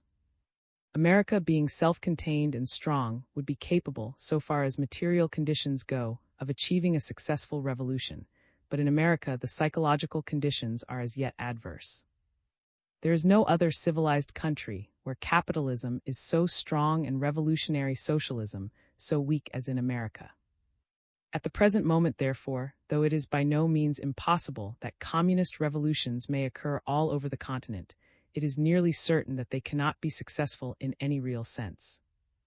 They will have to begin by a war against America and possibly England, by a paralysis of industry, by starvation, militarism, and the whole attendant train of evils with which Russia has made us familiar. That communism, whenever and wherever it is adopted, will have to begin by fighting the bourgeoisie, is highly probable. The important question is not whether there is to be fighting, but how long and severe it is to be. A short war in which communism won a rapid and easy victory would do little harm. It is long, bitter, and doubtful wars that must be avoided if anything of what makes communism desirable is to survive. Two practical consequences flow from this conclusion. First, that nothing can succeed until America is either converted to communism or at any rate willing to remain neutral. Secondly, that it is a mistake to attempt to inaugurate communism in a country where the majority are hostile, or rather, where the active opponents are as strong as the active supporters, because in such a state of opinion, a very severe civil war is likely to result. It is necessary to have a great body of opinion to communism, and a rather weak opposition, before a really successful communist state can be introduced either by revolution or by more or less constitutional methods. It may be assumed that when communism is first introduced, the higher technical and business staff will side with the capitalists and attempt sabotage unless they have no hopes of a counter-revolution. For this reason, it is very necessary that among wage earners there should be as wide a diffusion as possible of technical and business education, so that they may be able immediately to take control of big complex industries. In this respect, Russia was very badly off, whereas England and America would be much more fortunate. Self-government in industry is, I believe, the road by which England can best approach communism. I do not doubt that the railways and the mines, after a little practice, could be run more efficiently by the workers, from the point of view of production, than they are at present by the capitalists. The Bolsheviks oppose self-government in industry everywhere, because it has failed in Russia, and their national self-esteem prevents them from admitting that this is due to the backwardness of Russia. This is one of the respects in which they are misled by the assumption that Russia must be in all ways a model to the rest of the world. I would go so far as to say that the winning of self-government in such industries as railways and mining is an essential preliminary to complete communism. In England especially, this is the case. The unions can command whatever technical skill they may require. They are politically powerful. The demand for self-government is one for which there is widespread sympathy and could be much more with adequate propaganda. Moreover, what is important with the British temperament, self-government can be brought about gradually, by stages in each trade and by extension from one trade to another. Capitalists value two things, their power and their money. Many individuals among them value only the money. It is wiser to concentrate first on the power, as is done by seeking self-government in industry without confiscation of capitalist incomes. By this means, the capitalists are gradually turned into obvious drones, their active functions in industry become nil, and they can be ultimately dispossessed without dislocation and without the possibility of any successful struggle on their parts. Another advantage of proceeding by way of self-government is that it tends to prevent the communist regime, when it comes, from having that truly terrible degree of centralization which now exists in Russia. The Russians have been forced to centralize, partly by the problems of the war, but more by the shortage of all kinds of skill. This has compelled the few competent men to attempt each to do the work of 10 men, which has not proved satisfactory in spite of heroic efforts. The idea of democracy has become discredited as the result first of syndicalism and then of Bolshevism. But there are two different things that may be meant by democracy. We may mean the system of parliamentary government, or we may mean the participation of the people in affairs. The discredit of the former is largely deserved, and I have no desire to uphold Parliament as an ideal institution. But it is a great misfortune if, from a confusion of ideas, men come to think that, because parliaments are imperfect, there is no reason why there should be self-government. The grounds for advocating self-government are very familiar. First, that no benevolent despot can be trusted to know or pursue the interests of his subjects. Second, that the practice of self-government is the only effective method of political education. Third, that it tends to place the preponderance of force on the side of the Constitution, and thus to promote order and stable government. Other reasons could be found, but I think these are the chief. In Russia, self-government has disappeared, except within the Communist Party. If it is not to disappear elsewhere during a communist revolution, it is very desirable that there should exist already important industries competently administered by the workers themselves. The Bolshevik philosophy is promoted very largely by despair of more gradual methods. But this despair is a mark of impatience and is not really warranted by the facts. It is by no means impossible in the near future to secure self-government in British railways and mines by constitutional means. This is not the sort of measure which would bring into operation an American blockade or a civil war or any of the other catastrophic dangers that are to be feared from a full-fledged communist revolution in the present international situation. Self-government in industry is feasible and would be a great step towards communism. It would both afford many of the advantages of communism and also make the transition far easier without a technical breakdown of production. There is another defect in the methods advocated by the Third International. The sort of revolution which is recommended is never practically feasible except in a time of national misfortune. In fact, defeat in war seems to be an indispensable condition. Consequently, by this method, communism will only be inaugurated where the conditions of life are difficult, where demoralization and disorganization make success almost impossible, and where men are in a mood of fierce despair very inimical to industrial construction. If communism is to have a fair chance, it must be inaugurated in a prosperous country. But a prosperous country will not be readily moved by the arguments of hatred and universal upheaval which are employed by the Third International. It is necessary, in appealing to a prosperous country, to lay stress on hope rather than despair, and to show how the transition can be effected without a calamitous loss of prosperity. All this requires less violence and subversiveness, more patience and constructive propaganda, less appeal to the armed might of a determined minority. The attitude of uncompromising heroism is attractive and appeals especially to the dramatic instinct. But the purpose of the serious revolutionary is not personal heroism, nor martyrdom, but the creation of a happier world. Those who have the happiness of the world at heart will shrink from attitudes and the facile hysteria of no parley with the enemy. They will not embark upon enterprises, however arduous and austere, which are likely to involve the martyrdom of their country and the discrediting of their ideals. It is by slower and less showy methods that the new world must be built, by industrial efforts after self-government, by proletarian training in technique and business administration, by careful study of the international situation, by a prolonged and devoted propaganda of ideas rather than tactics, especially among the wage earners of the United States. It is not true that no gradual approaches to communism are possible. Self-government in industry is an important instance to the contrary. It is not true that any isolated European country, or even the whole of the continent in unison, can, after the exhaustion produced by the war, introduce a successful form of communism at the present moment, owing to the hostility and economic supremacy of America. To find fault with those who urge these considerations, or to accuse them of faint-heartedness, is mere sentimental self-indulgence, sacrificing the good we can do to the satisfaction of our own emotions. Even under present conditions in Russia, it is possible still to feel the inspiration of the essential spirit of communism, the spirit of creative hope, seeking to sweep away the of injustice and tyranny and rapacity which obstruct the growth of the human spirit, to replace individual competition by collective action, the relation of master and slave by free cooperation. This hope has helped the best of the communists to bear the harsh years through which Russia has been passing, and has become an inspiration to the world. The hope is not, but it can only be realized through a more patient, a more objective study of facts, and above all a longer propaganda, to make the necessity of the transition obvious to the great majority of wage earners. Russian communism may fail and go under, but communism itself will not die. And if hope rather than hatred inspires its advocates, it can be brought about without the universal cataclysm preached by Moscow. The war and its sequel have proved the destructiveness of capitalism. Let us see to it that the next epoch does not prove the still greater destructiveness of communism, but rather its power to heal the wounds which the old evil system has inflicted upon the human spirit.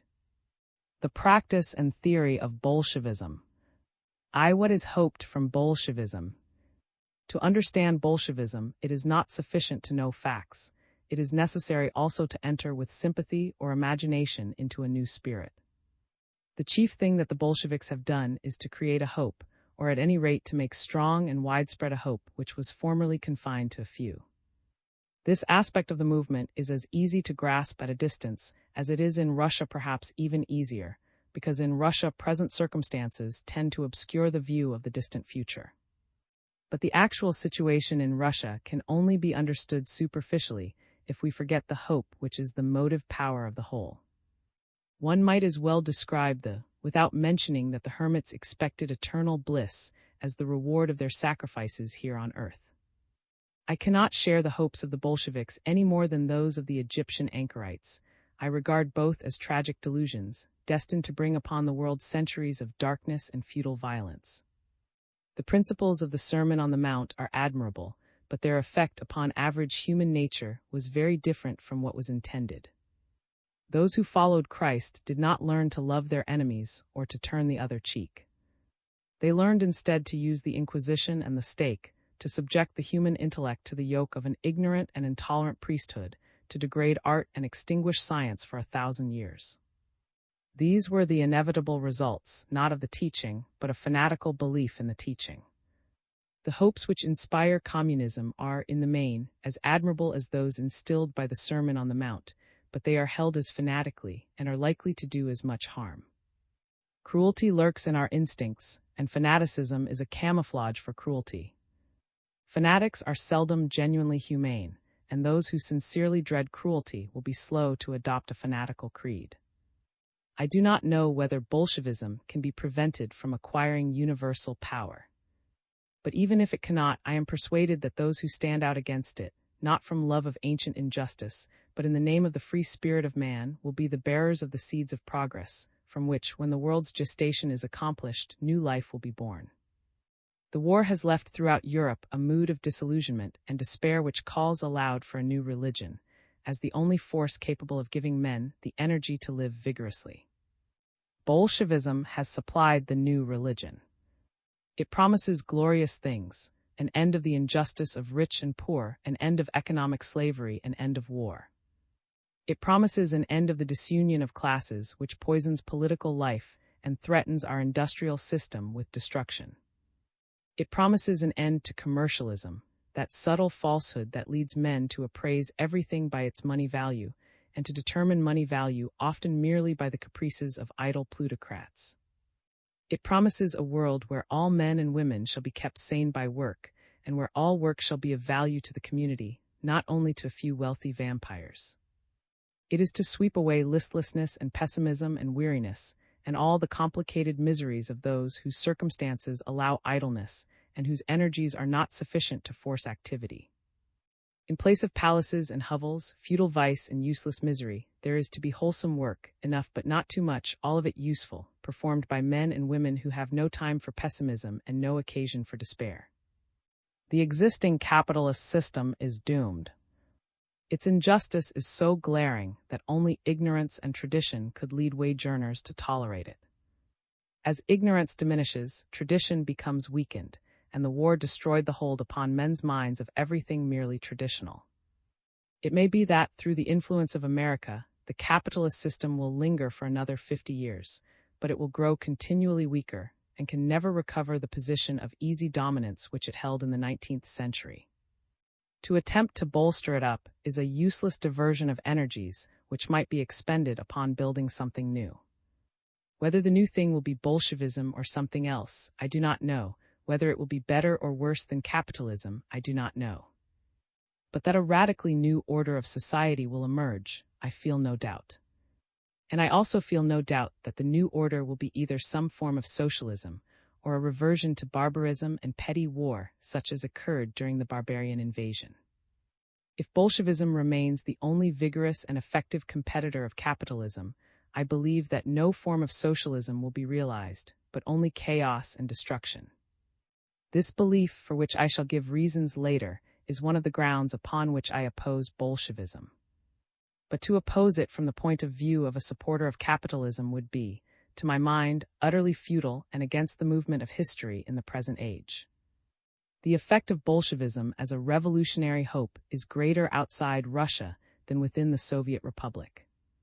Grim realities have done much to kill hope among those who are subject to the dictatorship of Moscow. Yet even within Russia, the Communist Party, in whose hands all political power is concentrated, still lives by hope, though the pressure of events has made the hope severe and stern and somewhat remote. It is this hope that leads to concentration upon the rising generation. Russian communists often avow that there is little hope for those who are already adult, and that happiness can only come to the children who have grown up under the new regime and been from the first to the group mentality that communism requires. It is only after the lapse of a generation that they hope to create a Russia that shall realize their vision. In the Western world, the hope inspired by Bolshevism is more immediate, less shot through with tragedy. Western socialists who have visited Russia have seen fit to suppress the harsher features of the present regime, and have disseminated a belief among their followers that the millennium would be quickly realized there if there were no war and no blockade.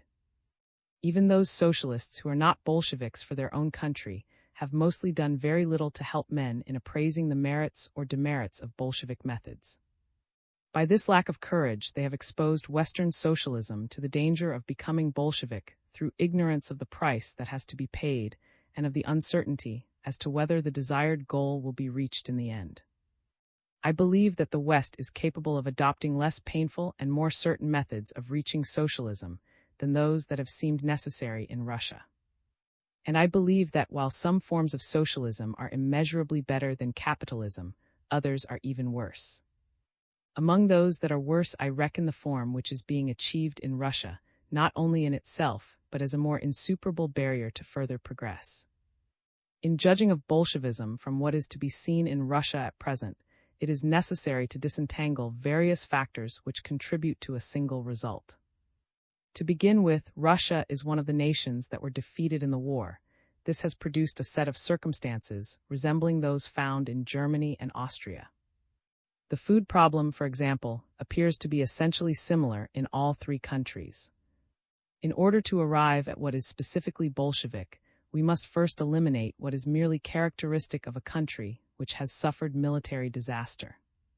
Next, we come to factors which are Russian, which Russian communists share with other Russians, but not with other communists. There is, for example, a great deal of disorder and chaos and waste, which shocks Westerners, especially Germans, even when they are in close political sympathy with the Bolsheviks. My own belief is that, although with the exception of a few very able men, the Russian government is less efficient in organization than the Germans or the Americans would be in similar circumstances, yet it represents what is most efficient in Russia and does more to prevent chaos than any possible alternative government would do. Again, the intolerance and lack of liberty which has been inherited from the Tsarist regime is probably to be regarded as Russian rather than communist. If a communist party were to acquire power in England, it would probably be met by a less irresponsible opposition and would be able to show itself far more tolerant than any government can hope to be in Russia if it is to escape assassination. This, however, is a matter of degree. A great part of the despotism which characterizes the Bolsheviks belongs to the essence of their social philosophy and would have to be reproduced, even if in a milder form, wherever that philosophy became dominant. It is customary among the apologists of Bolshevism in the West to excuse its harshness on the ground that it has been produced by the necessity of fighting the Entente and its mercenaries. Undoubtedly, it is true that this necessity has produced many of the worst elements in the present state of affairs. Undoubtedly, also, the Entente has incurred a heavy load of guilt by its peevish and futile opposition. But the expectation of such opposition was always part of Bolshevik theory. A general hostility to the first communist state was both foreseen and provoked by the doctrine of the class war. Those who adopt the Bolshevik standpoint must reckon with the embittered hostility of capitalist states. It is not worthwhile to adopt Bolshevik methods unless they can lead to good in spite of this hostility. To say that capitalists are wicked and we have no responsibility for their acts is unscientific. It is, in particular, contrary to the Marxian doctrine of economic determinism. The evils produced in Russia by the enmity of the Entente are therefore to be reckoned as essential in the Bolshevik method of transition to communism, not as specially Russian. I am not sure that we cannot even go a step further. The exhaustion and misery caused by unsuccessful war were necessary to the success of the Bolsheviks. A prosperous population will not embark by such methods upon a fundamental economic reconstruction. One can imagine England becoming Bolshevik after an unsuccessful war involving the loss of India, no improbable contingency in the next few years. But at present, the average wage earner in England will not risk what he has for the doubtful gain of a revolution. A condition of widespread misery may, therefore, be taken as indispensable to the inauguration of communism, unless, indeed, it were possible to establish communism more or less peacefully, by methods which would not, even temporarily, destroy the economic life of the country. If the hopes which inspired communism at the start, and which still inspire its Western advocates, are ever to be realized, the problem of minimizing violence in the transition must be faced. Unfortunately, violence is in itself delightful to most really vigorous revolutionaries, and they feel no interest in the problem of avoiding it as far as possible. Hatred of enemies is easier and more intense than love of friends. But from men who are more anxious to injure opponents than to benefit the world at large, no great good is to be expected. General characteristics.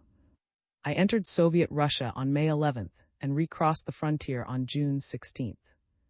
The Russian authorities only admitted me on the express condition that I should travel with the British delegation, a condition with which I was naturally very willing to comply, and which that delegation kindly allowed me to. We were conveyed from the frontier to Petrograd, as well as on subsequent journeys, in a special train Lux, covered with mottos about the social revolution and the proletariat of all countries. We were received everywhere by regiments of soldiers, with the Internationale being played on the regimental band while civilians stood bareheaded and soldiers at the salute.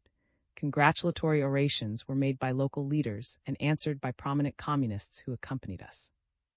The entrances to the carriages were guarded by magnificent Bashkir in resplendent uniforms.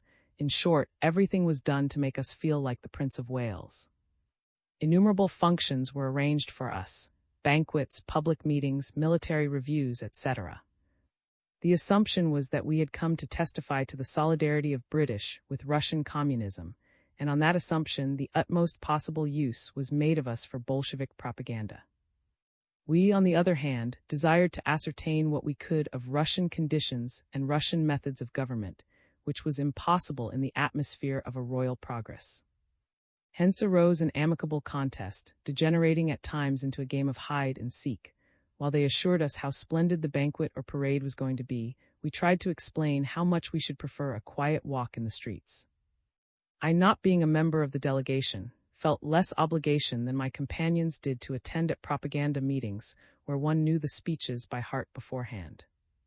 In this way I was able, by the help of neutral interpreters, mostly English or American, to have many conversations with casual people whom I met in the streets or on village greens, and to find out how the whole system appears to the ordinary non-political man and woman. The first 5 days we spent in Petrograd, the next 11 in Moscow. During this time we were living in daily contact with important men in the government, so that we learned the official point of view without difficulty. I saw also what I could of the intellectuals in both places. We were all allowed complete freedom to see politicians of opposition parties, and we naturally made full use of this freedom. We saw Mensheviks, social revolutionaries of different groups, and anarchists. We saw them without the presence of any Bolsheviks, and they spoke freely after they had overcome their initial fears. I had an hour's talk with Lenin, virtually, I met, though only in company. I spent a night in the country with, and I saw a great deal of other men who, though less known outside Russia, are of considerable importance in the government. At the end of our time in Moscow, we all felt a desire to see something of the country, and to get in touch with the peasants, since they form about 85% of the population. The government showed the greatest kindness in meeting our wishes, and it was decided that we should travel down the Volga from Novgorod to Saratov, stopping at many places, large and small, and talking freely with the inhabitants. I found this part of the time extraordinarily instructive. I learned to know more than I should have thought possible of the life and outlook of peasants, village schoolmasters, small Jew traders, and all kinds of people. Unfortunately, my friend Clifford fell ill, and my time was much taken up with him. This had, however, one good result, namely, that I was able to go on with the boat to Astrakhan, as he was too ill to be moved off it.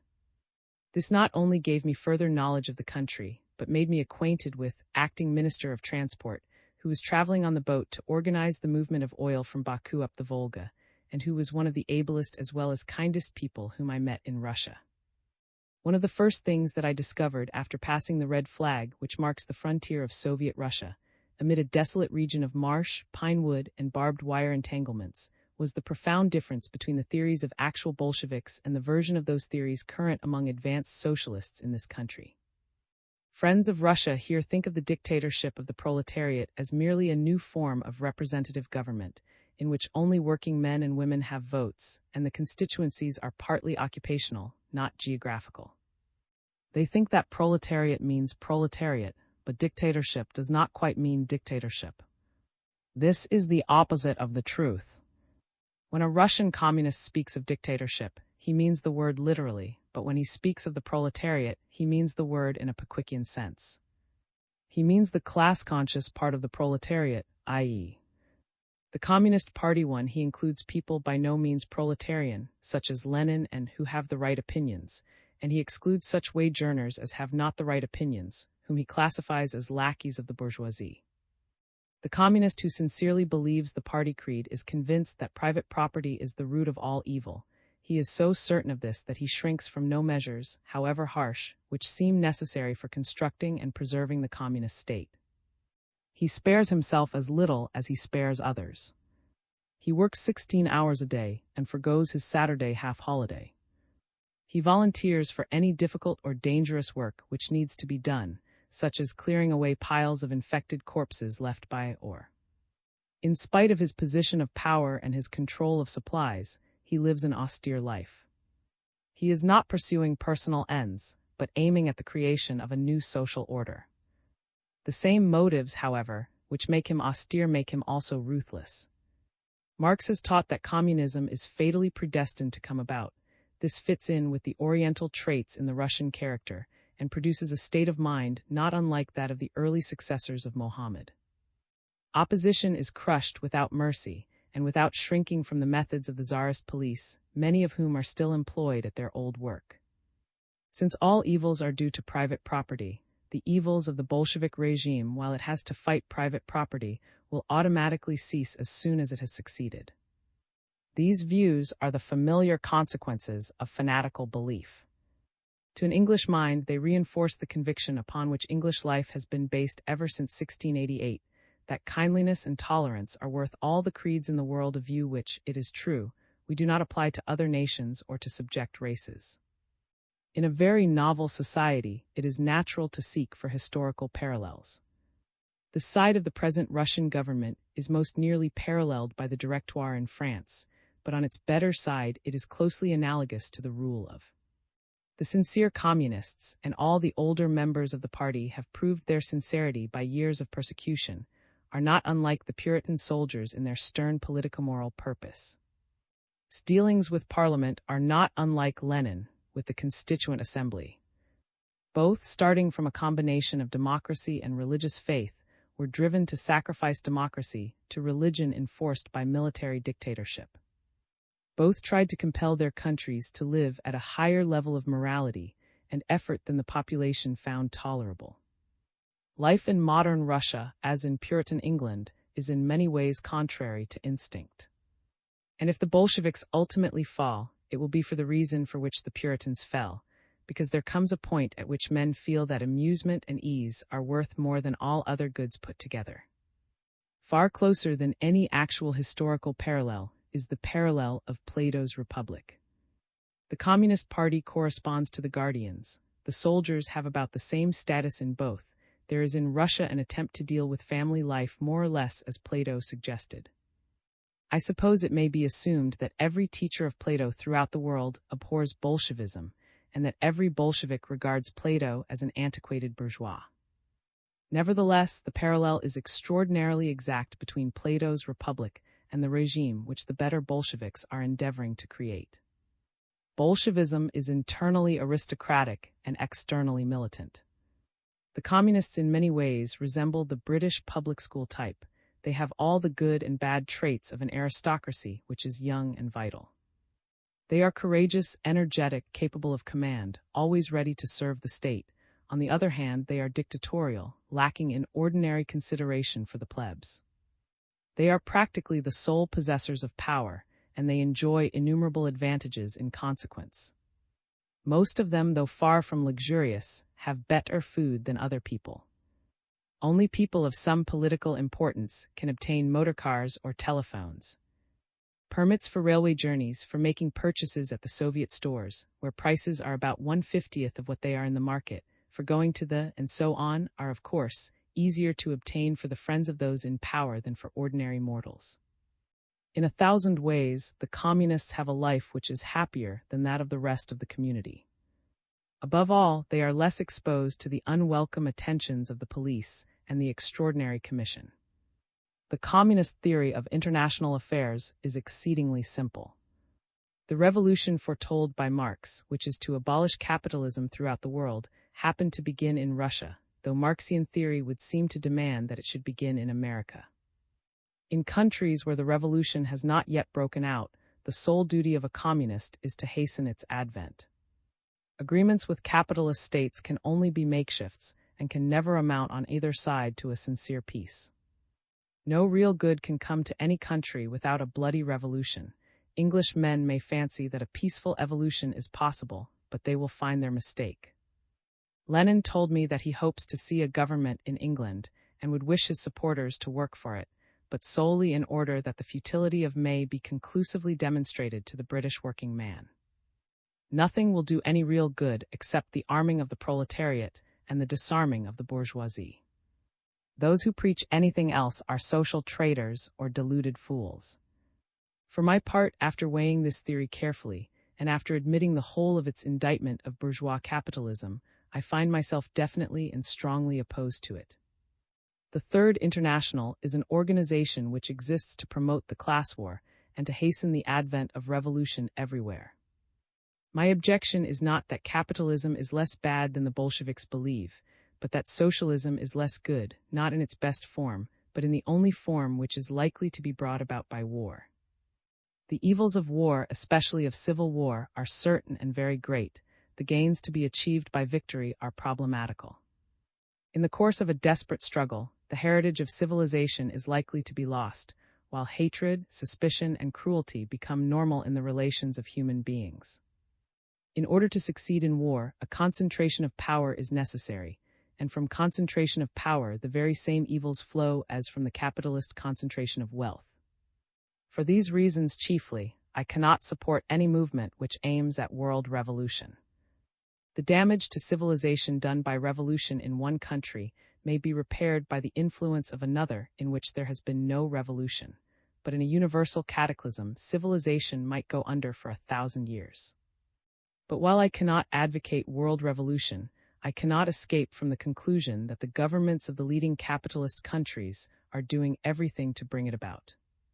Abuse of our power against Germany, Russia, and India, to say nothing of any other countries, may well bring about our downfall and produce those very evils which the enemies of Bolshevism most dread. The true communist is thoroughly international. Lenin, for example, so far as I could judge, is not more concerned with the interests of Russia than with those of other countries. Russia is, at the moment, the protagonist of the social revolution, and as such, valuable to the world, but Lenin would sacrifice Russia rather than the revolution, if the alternative should ever arise. This is the orthodox attitude, and is no doubt genuine in many of the leaders. But nationalism is natural and instinctive. Through pride in the revolution, it grows again even in the breasts of communists. Through the Polish War, the Bolsheviks have acquired the support of national feeling, and their position in the country has been immensely strengthened. The only time I saw was at the opera in Moscow. The British delegation were occupying what had been the Tsar's box. After speaking with us in the antechamber, he stepped to the front of the box and stood with folded arms while the house cheered itself hoarse. Then he spoke a few sentences, short and sharp, with military precision, winding up by calling for 3 cheers for our brave fellows at the front, to which the audience responded as a London audience would have responded in the autumn of 1914. And the Red Army undoubtedly now have behind them a great body of nationalist sentiment. The reconquest of Asiatic Russia has even revived what is essentially an imperialist way of feeling, though this would be indignantly repudiated by many of those in whom I seem to detect it. Experience of power is inevitably altering communist theories, and men who control a vast governmental machine can hardly have quite the same outlook on life as they had when they were hunted fugitives. If the Bolsheviks remain in power, it is much to be feared that their communism will fade, and that they will increasingly resemble any other Asiatic government, for example, our own government in India. Lenin and Gorky. Soon after my arrival in Moscow, I had an hour's conversation with Lenin in English, which he speaks fairly well. An interpreter was present, but his services were scarcely required. Lenin's room is very bare. It contains a big desk, some maps on the walls, 2 bookcases, and 1 comfortable chair for visitors in addition to 2 or 3 hard chairs. It is obvious that he has no love of luxury or even comfort. He is very friendly and apparently simple, entirely without a trace of hauteur. If one met him without knowing who he was, one would not guess that he is possessed of great power or even that he is in any way eminent. I have never met a personage so destitute of self-importance. He looks at his visitors very closely and screws up one eye, which seems to increase alarmingly the penetrating power of the other. He laughs a great deal. At first his laugh seems merely friendly and jolly, but gradually I came to feel it rather grim. He is dictatorial, calm, incapable of fear, extraordinarily devoid of self-seeking and embodied theory. The materialist conception of history, one feels, is his lifeblood. He resembles a professor in his desire to have the theory understood and in his fury with those who misunderstand or disagree, as also in his love of expounding. I got the impression that he despises a great many people and is an intellectual aristocrat. The first question I asked him was as to how far he recognized the peculiarity of English economic and political conditions. I was anxious to know whether advocacy of violent revolution is an indispensable condition of joining the Third International, although I did not put this question directly because others were asking it officially. His answer was unsatisfactory to me. He admitted that there is little chance of revolution in England now, and that the working man is not yet disgusted with parliamentary government. But he hopes that this result may be brought about by a ministry. He thinks that if Mr. Henderson, for instance, were to become Prime Minister, nothing of importance would be done. Organized would then, so he hopes and believes, turn to revolution. On this ground, he wishes his supporters in this country to do everything in their power to secure a majority in Parliament. He does not advocate abstention from parliamentary contests, but participation with a view to making Parliament obviously contemptible. The reasons which make attempts at violent revolution seem to most of us both improbable and undesirable in this country carry no weight with him, and seem to him mere bourgeois prejudices. When I suggested that whatever is possible in England can be achieved without bloodshed, he waved aside the suggestion as fantastic. I got little impression of knowledge or psychological imagination as regards Great Britain. Indeed, the whole tendency of Marxianism is against psychological imagination, since it attributes everything in politics to purely material causes. I asked him next whether he thought it possible to establish communism firmly and fully in a country containing such a large majority of peasants. He admitted that it was difficult, and laughed over the exchange the peasant is compelled to make of food for paper. The worthlessness of Russian paper struck him as comic. But he said what is no doubt true, that things will right themselves when there are goods to offer to the peasant. For this he looks partly to electrification in industry, which, he says, is a technical necessity in Russia, but will take 10 years to complete. Too, he spoke with enthusiasm, as they all do, of the great scheme for generating electrical power by means of peat. Of course, he looks to the raising of the blockade as the only radical cure, but he was not very hopeful of this being achieved thoroughly or permanently, except through revolutions in other countries. Peace between Bolshevik Russia and capitalist countries, he said, must always be insecure. The Entente might be led by weariness and mutual dissensions to conclude peace, but he felt convinced that the peace would be of brief duration. I found in him, as in almost all leading communists, much less eagerness than existed in our delegation for peace and the raising of the blockade. He believes that nothing of real value can be achieved except through world revolution and the abolition of capitalism. I felt that he regarded the resumption of trade with capitalist countries as a mere palliative of doubtful value. He described the division between rich and poor peasants, and the government propaganda among the latter against the former, leading to acts of violence which he seemed to find amusing. He spoke as though the dictatorship over the peasant would have to continue a long time because of the peasant's desire for free trade. He said he knew from statistics, what I can well believe, that the peasants have had more to eat these last 2 years than they ever had before, and yet they are against us, he added a little wistfully. I asked him what to reply to critics who say that in the country he has merely created peasant proprietorship, not communism. He replied that that is not quite the truth, but he did not say what the truth is. 3. The last question I asked him was whether resumption of trade with capitalist countries, if it took place, would not create centers of capitalist influence and make the preservation of communism more difficult. It had seemed to me that the more ardent communists might well dread commercial intercourse with the outer world, as leading to an infiltration of heresy and making the rigidity of the present system almost impossible. I wished to know whether he had such a feeling. He admitted that trade would create difficulties, but said they would be less than those of the war. He said that 2 years ago neither he nor his colleagues thought they could survive against the hostility of the world. He attributes their survival to the jealousies and divergent interests of the different capitalist nations, also to the power of Bolshevik propaganda.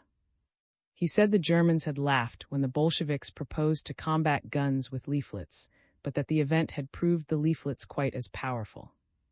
I do not think he recognizes that the and socialist parties have had any part in the matter. He does not seem to know that the attitude of British has done a great deal to make a first-class war against Russia impossible, since it has confined the government to what could be done in a hole-and-corner way, and without a too blatant mendacity. He thoroughly enjoys the attacks of Lord, to whom he wishes to send a medal for Bolshevik propaganda. Accusations of spoliation, he remarked, may shock the bourgeois but have an opposite effect upon the proletarian. I think if I had met him without knowing who he was, I should not have guessed that he was a great man. He struck me as too opinionated and narrowly orthodox. His strength comes, I imagine, from his honesty, courage, and unwavering religious faith in the Marxian gospel, which takes the place of the Christian martyr's hopes of paradise, except that it is less egotistical. He has as little love of liberty as the Christians who suffered under Diocletian and retaliated when they acquired power. Perhaps love of liberty is incompatible with wholehearted belief in a panacea for all human ills. If so, I cannot but rejoice in the temper of the Western world. I went to Russia a communist, but contact with those who have no doubts has intensified 1,000-fold my own doubts, not as to communism in itself, but as to the wisdom of holding a creed so firmly that for its sake men are willing to inflict widespread misery. Whom the communists do not by any means regard as Lenin's equal, made more impression upon me from the point of view of intelligence and personality, though not of character. I saw too little of him, however, to have more than a very superficial impression. He has bright eyes, military bearing, lightning intelligence, and magnetic personality. He is very good-looking, with admirable wavy hair. One feels he would be irresistible to women. I felt in him a vein of gay good, so long as he was not crossed in any way.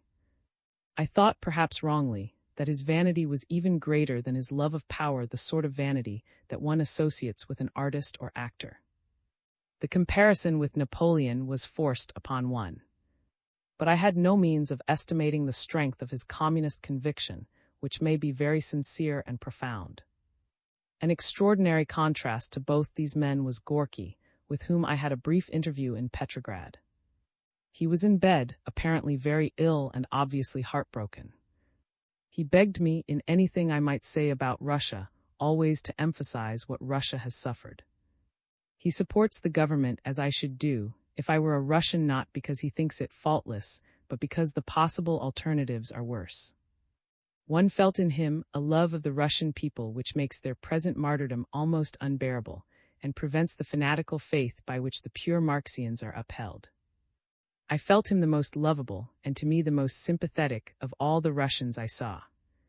I wished for more knowledge of his outlook, but he spoke with difficulty and was constantly interrupted by terrible fits of coughing, so that I could not stay. All the intellectuals whom I met, a class who have suffered terribly, expressed their gratitude to him for what he has done on their behalf. The materialistic conception of history is all very well, but some care for the higher things of civilization is a relief. The Bolsheviks are sometimes said to have done great things for art, but I could not discover that they had done more than preserve something of what existed before. When I questioned one of them on the subject, he grew impatient and said, "We haven't time for a new art any more than for a new religion." Unavoidably, although the government art as much as it can, the atmosphere is one in which art cannot flourish, because art is anarchic and resistant to organization. Gorky has done all that one man could to preserve the intellectual and artistic life of Russia. I feared that he was dying and that perhaps it was dying too. But he recovered, and I hope it will recover also. IV. Art and education. It has often been said that, whatever the inadequacy of Bolshevik organization in other fields, in art and in education at least they have made great progress. To take first of all art, it is true that they began by recognizing, as perhaps no other revolutionary government would, the importance and spontaneity of the artistic impulse, and therefore while they controlled or destroyed the counter-revolutionary in all other social activities, they allowed the artist, whatever his political creed, complete freedom to continue his work. Moreover, as regards clothing and rations, they treated him especially well. This and the care devoted to the upkeep of churches, public monuments, and museums are well-known facts to which there has already been ample testimony. The preservation of the old artistic community practically intact was the more remarkable in view of the pronounced sympathy of most of them with the old regime. The theory, however, was that art and politics belonged to two separate realms, but great would of course be the portion of those artists who would be inspired by the revolution. 3 years' experience, however, have proved the falsity of this doctrine and led to a divorce between art and popular feeling which a sensitive observer cannot fail to remark. It is glaringly apparent in the hitherto most vital of all Russian arts, the artists have continued to perform the old classics in tragedy or comedy and the old style. They have remained the same for the last 2 years, and but for the higher standard of artistic performance, might belong to the of Paris or London. As one sits in one is so acutely conscious of the discrepancy between the daily life of the audience and that depicted in the play that the latter seems utterly dead and meaningless. To some of the more fiery communists, it appears that a mistake has been made. They complain that bourgeois art is being preserved long after its time. They accuse the artists of showing contempt for their public, of being as untouched by the revolutionary mood as an elderly bourgeoise bewailing the loss of her personal comfort. They would like to see only the revolutionary mood embodied in art, and to achieve this would make a clean sweep, enforcing the writing and performance of nothing but revolutionary plays and the painting of revolutionary pictures. Nor can it be argued that they are wrong as to the facts. It is plain that the preservation of the old artistic tradition has served very little purpose, but on the other hand it is equally plain that an artist cannot be drilled like a military recruit. There is, fortunately, no sign that these tactics will be directly adopted, but in an indirect fashion they are already being applied. An artist is not to blame if his temperament leads him to draw cartoons of leading Bolsheviks, or satirize the various comical aspects, and they are many of the Soviet regime. To force such a man, however, to turn his talent only against, or the leaders of the Entente is momentarily good for communism, but it is discouraging to the artist and may prove in the long run bad for art and possibly for communism also. It is plain from the religious nature of communism in Russia that such controlling of the impulse to artistic creation is inevitable, and that propaganda art alone can flourish in such an atmosphere. For example, no poetry or literature that is not orthodox will reach the printing press. It is so easy to make the excuse of lack of paper and the urgent need for manifestos. Thus there may well come to be a repetition of the attitude of the medieval church to the sagas and legends of the people, except that, in this case, it is the folk tales which will be preserved, and the more sensitive and civilized products banned. The only poet who seems to be much spoken of at present in Russia is one who writes rough popular songs. There are revolutionary odes, but one may hazard a guess that they resemble our patriotic war poetry. I said that this state of affairs may in the long run be bad for art, but the contrary may equally well prove to be the truth. It is of course discouraging and paralyzing to the old-style artist, and it is death to the old individual art which depended on subtlety and oddity of temperament, and arose very largely from the complicated psychology of the idol. There it stands, this old art, the monument to the nullity of the art for art's sake doctrine, like a rich exotic plant of exquisite beauty, still apparently in its glory, till one perceives that the roots are cut, and that leaf by leaf it is gradually fading away. But unlike the Puritans in this respect, the Bolsheviks have not sought to dig up the roots, and there are signs that the paralysis is merely temporary. Moreover, individual art is not the only form, and in particular the plastic arts have shown that they can live by mass action and flourish under an intolerant faith. Communist artists of the future may erect public buildings surpassing in beauty the medieval churches. They may paint frescoes, organize pageants, make Homeric songs about their heroes.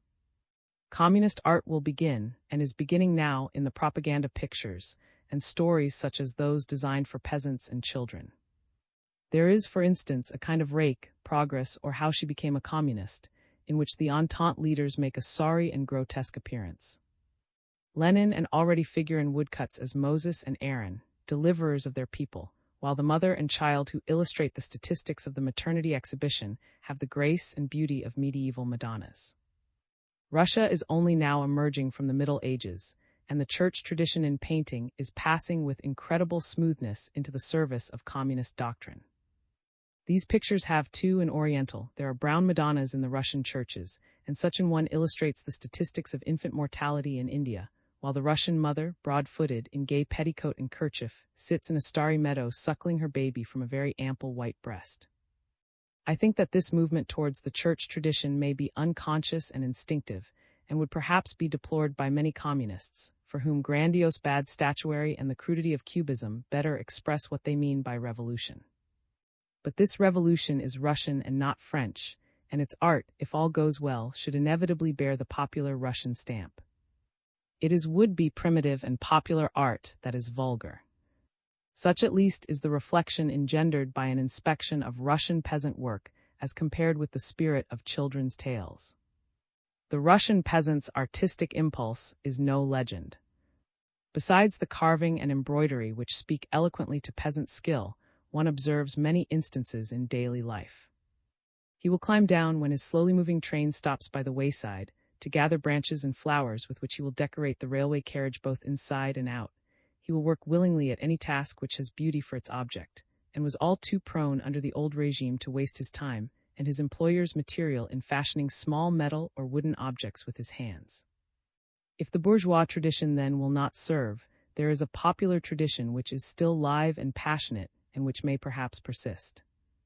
Unhappily, it has a formidable enemy in the organization and development of industry, which is far more dangerous to art than communist doctrine. Indeed, industry in its early stages seems everywhere doomed to be the enemy of beauty and instinctive life. One might hope that this would not prove to be so in Russia, the first socialist state, as yet unindustrial, able to draw on the industrial experience of the whole world, were it not that one discovers with a certain misgiving in the Bolshevik leaders the rasping arid temperament of those to whom the industrial machine is an end in itself, and in addition reflects that these industrially minded men have as yet no practical experience, nor do there exist men of goodwill to help them. It does not seem reasonable to hope that Russia can pass through the period of industrialization without a good deal of mismanagement, involving waste resulting in too long hours, child and other evils with which the West is all too familiar. What the Bolsheviks would not therefore willingly do to art, the juggernaut which they are bent on setting in motion may accomplish for them. The next generation in Russia will have to consist of practical, hardworking men. The old-style artists will die off, and successors will not readily arise. A state which is struggling with economic difficulties is bound to be slow to admit an artistic vocation, since this involves exemption from practical work. Moreover, the majority of minds always turn instinctively to the real need of the moment. A man, therefore, who is adapted by talent and temperament to becoming an opera singer will, under the pressure of communist enthusiasm and government encouragement, turn his attention to economics. I am here quoting an actual instance. The whole Russian people at this stage in their development strike one as being forced by the logic of their situation to make a similar choice. It may be all to the good that there should be fewer professional artists, since some of the finest work has been done by men and groups of men to whom artistic expression was only a pastime. They were not hampered by the solemnity and reverence for art which too often destroy the spontaneity of the professional. Indeed, a revival of this attitude to art is one of the good results which may be hoped for from a communist revolution in a more advanced industrial community. There, the problem of education will be to stimulate the creative impulses towards art and science so that men may know how to employ their leisure hours. Work in the factory can never be made to provide an adequate outlet. The only hope, if men are to remain human beings under industrialism, is to reduce hours to the minimum. But this is only possible when production and organization are highly efficient, which will not be the case for a long time in Russia. Hence, not only does it appear that the number of artists will grow less, but that the number of people undamaged in their artistic impulses, and on that account able to create or appreciate as amateurs, is likely to be deplorably small. It is in this damaging effect of industry on human instinct that the immediate danger to art in Russia lies. The effect of industry on the crafts is quite obvious. A craftsman who is accustomed to work with his hands, following the tradition developed by his ancestors, is useless when brought face to face with a machine. And the man who can handle the machine will only be concerned with quantity and utility in the first instance. Only gradually do the claims of beauty come to be recognized. Compare the modern motor car with the first of its species, or even, since the same law seems to operate in nature, the prehistoric animal with its modern descendant. The same relation exists between them as between man and the ape, or the horse and the movement of life seems to be towards ever greater delicacy and complexity, and man carries it forward in the articles that he makes and the society that he develops. Industry is a new tool, difficult to handle, but it will produce just as beautiful objects as did the medieval builder and craftsman, though not until it has been in being for a long time and belongs to tradition. One may expect, therefore, that while the crafts in Russia will lose in artistic value, the drama, sculpture, and painting, and all those arts which have nothing to do with the machine and depend entirely upon mental and spiritual inspiration, will receive an impetus from the communist faith. Whether the flowering period will be long or short depends partly on the political situation, but chiefly on the rapidity of industrial development. It may be that the machine will ultimately conquer the communist faith and grind out the human impulses, and Russia become during this transition period as inartistic and soulless as was America until quite recent years. One would like to hope that mechanical progress will be swift and social idealism sufficiently strong to retain control. But the practical difficulties are almost insuperable. Such signs of the progress of art as it is possible to notice at this early stage would seem to bear out the above argument. For instance, an attempt is being made to foster the continuation of peasant embroidery, carving, etc. In the towns, it is done by people who have evidently lost the tradition already. They are taught to copy the models which are placed in the peasant museum, but there is no comparison between the live little wooden lady who smiles beneath the glass case and the soulless staring-eyed creature who is offered for sale, nor between the quite ordinary carved fowl one may buy and the amusing lifelike figure one may merely gaze at. But when one comes to art directly inspired by communism, it is a different story. Apart from the propaganda pictures already referred to, there are propaganda plays performed by the Red Army in its spare moments, and there are the mass pageant plays performed on state occasions. I had the good fortune to witness one of each kind. The play was called The Dawn, and was performed on a Saturday night on a small stage in a small hall in an entirely amateur fashion. It represented Russian life just before the revolution. It was intense and tragic and passionately acted. Dramatic talent is not rare in Russia. Almost the only comic relief was provided by the Tsarist police, who made one appearance towards the end, got up like comic military characters in a musical comedy, just as, in medieval miracle plays, the comic character was Satan. The play's intention was to show a typical Russian working-class family. There were the old father, constantly drunk on vodka, alternately maudlin and scolding, the old mother, two sons, the one a communist and the other an anarchist, the wife of the communist who did dressmaking, her sister a prostitute, and a young girl of bourgeois family, also a communist, involved in a plot with the communist son, who was of course the hero of the play. The first act revealed the stern and heroic communist maintaining his views despite the reproaches of father and mother and the nagging of his wife. It showed also the anarchist brother, as might be expected from the Bolshevik hostility to anarchism, as an unruly, lazy ne'er-do-well with a passionate love for the young bourgeois, which was likely to become dangerous if not returned. She, on the other hand, obviously preferred the communist. It was clear that he returned her love, but it was not quite clear that he would wish the relation to be anything more than platonic comradeship in the service of their common ideal. An unsuccessful strike, bringing want and danger from the police, together with increasing jealousy on the part of the anarchist, led up to the tragic. I was not quite definite as to how this was brought about. All violent action was performed off the stage, and this made the plot at times difficult to follow. But it seemed that the anarchist in a jealous rage forged a letter from his brother to bring to a rendezvous, and there murdered her, at the same time betraying his brother to the police. When the latter came to effect his arrest, and accuse him also, as the most likely person, of the murder, the anarchist was seized with remorse and confessed. Both were therefore led away together. Once the plot is sketched, the play calls for no comment. It had not great merit, though it is unwise to hazard a judgment on a play whose dialogue was not fully interpreted, but it was certainly real, and the link between audience and performers was established as it never seemed to be in the professional. After the performance, the floor was cleared for dancing, and the audience were in a mood of thorough enjoyment. The pageant of the World Commune, which was performed at the opening of the Third International Congress in Petrograd, was a still more important and significant phenomenon. I do not suppose that anything of the kind has been staged since the days of the medieval mystery plays. It was, in fact, a mystery play designed by the high priests of the communist faith to instruct the people. It was played on the steps of an immense white building that was once the Stock Exchange, a building with a classical colonnade on three sides of it, with a vast flight of steps in front that did not extend the whole width of the building but left at each side a platform that was level with the floor of the colonnade. In front of this building, a wide road ran from a bridge over one arm of the river to a bridge over the other, so that the stretches of water and sky on either side seemed to the eye of imagination like the painted wings of a gigantic stage.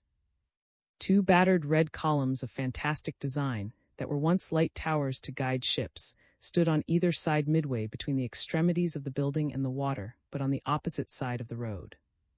These two towers were beflagged and illuminated and carried the limelight, and between and behind them was gathered a densely packed audience of 40 or 50,000 people. The play began at sundown, while the sky was still red away to the right, and the palaces on the far bank to the left still aglow with the setting sun, and it continued under the magic of the darkening sky. At first the beauty and grandeur of the setting drew the attention away from the performers, but gradually one became aware that on the platform before the columns kings and queens and courtiers in sumptuous conventional robes, and attended by soldiers, were conversing in dumb show with one another. A few climbed the steps of a small wooden platform that was set up in the middle, and one indicated by a lifted hand that here should be built a monument to the power of capitalism over the earth. All gave signs of delight. Sentimental music was heard, and the gay company fell to waltzing away the hours. Meanwhile, from below on the road level, there streamed out of the darkness on either side of the building and up the half-lit steps, their fetters ringing in harmony with the music, the enslaved and toiling masses coming in response to command to build the monument for their masters. It is impossible to describe the exquisite beauty of the slow movement of those dark figures aslant the broad flight of steps. Individual expressions were of course indistinguishable, and yet the movement and attitude of the groups conveyed pathos and patient endurance as well as any individual speech or gesture in the ordinary. Some groups carried hammer and anvil, and others staggered under enormous blocks of stone. Love for the ballet has perhaps made the Russians understand the art of moving groups of actors in unison. As I watched these processions climbing the steps in apparently careless and spontaneous fashion, and yet producing so graceful a result, I remembered the mad leap of the archers down the stage in Prince, which is also apparently careless and spontaneous and full of wild and irregular beauty, yet never varies a hairbreadth from one performance to the next.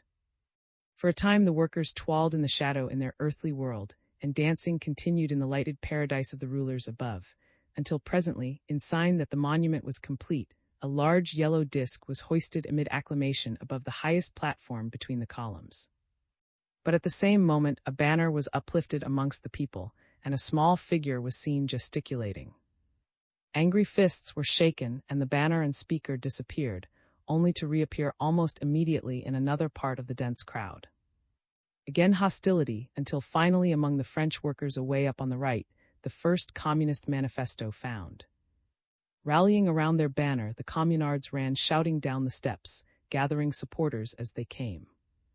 Above all is confusion, kings and queens scuttling in unroyal fashion with flying velvet robes to safe citadels right and left, while the army prepares to defend the main citadel of capitalism with its golden disk of power. The communards scale the steps to the fortress which they finally capture, haul down the disk and set their banner in its place. The merry music of the is heard, and the victors are seen expressing their delight by dancing first on one foot and then on the other, like marionettes. Below, the masses dance with them in a frenzy of joy. But a pompous procession of Prussian legions is seen approaching, and amid shrieks and wails of despair, the people are driven back, and their leaders set in a row and shot. Thereafter came one of the most moving scenes in the drama. Several dark-clad women appeared carrying a black pall supported on sticks, which they set in front of the bodies of the leaders so that it stood out, an irregular pointed black shape against the white columns behind. But for this melancholy monument, the stage was now empty. Thick clouds of black smoke arose from braziers on either side and obscured the steps and the platform. Through the smoke came the distant sound of Chopin's Marquet, and as the air became clearer, white figures could be dimly seen moving around the black pall in a solemn dance of mourning. Behind them the columns shone ghostly and unreal against the glimmering mauve rays of an uncertain and watery dawn.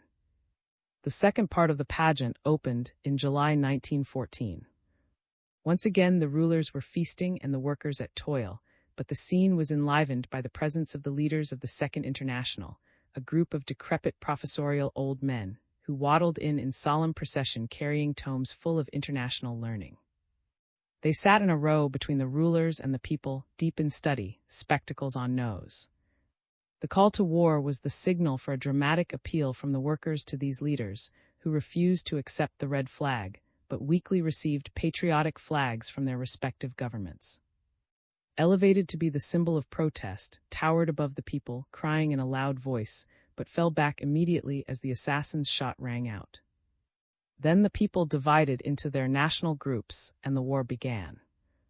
It was at this point that God Save the King was played as the English soldiers marched out, in a comic manner which made one think of it as God Save the King. Other national anthems were burlesqued in a similar fashion, but none quite so successfully. A ridiculous effigy of the Tsar with a knout in his hand now occupied the symbolic position and dominated the scene. The incidents of the war which affected Russia were then played. Spectacular cavalry charges on the road, marching soldiers, batteries of artillery, a pathetic procession of cripples and nurses, and other scenes too numerous to describe, made up that part of the pageant devoted to the war. Then came the Russian Revolution in all its stages. Cars dashed by full of armed men, red flags appeared everywhere, the people stormed the citadel and hauled down the effigy of the Tsar. The government assumed control and drove them forth to war again, but soon they returned to the charge, destroyed the provisional government, and hoisted all the emblems of the Russian Soviet Republic. The Entente leaders, however, were seen preparing their troops for battle, and the pageant went on to show the formation of the Red Army under its emblem, the Red Star. White figures with golden trumpets appeared foretelling victory for the proletariat. The last scene, the World Commune, is described in the words of the abstract, taken from a Russian newspaper, as follows: cannon shots announced the breaking of the blockade against Soviet Russia and the victory of the world proletariat. The Red Army returns from the front and passes in triumphant review before the leaders of the revolution. At their feet lie the crowns of kings and the gold of the bankers. Ships draped with flags are seen carrying workers from the west. The workers of the whole world, with the emblems of, gather for the celebration of the World Commune. In the heavens, luminous inscriptions in different languages appear, greeting the Congress. Long live the Third International. Workers of the world, unite. Triumph to the sounds of the hymn of the World Commune, the International. Even so glowing an account, however, hardly does it justice. It had the pomp and majesty of the Day of Judgment itself.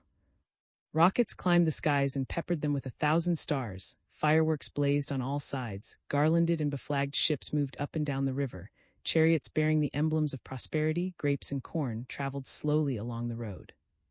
The Eastern peoples came carrying gifts and emblems. The actors massed upon the steps, waved triumphant hands, trumpets sounded, and the song of the International from 10,000 throats rose like a mighty wave engulfing the whole.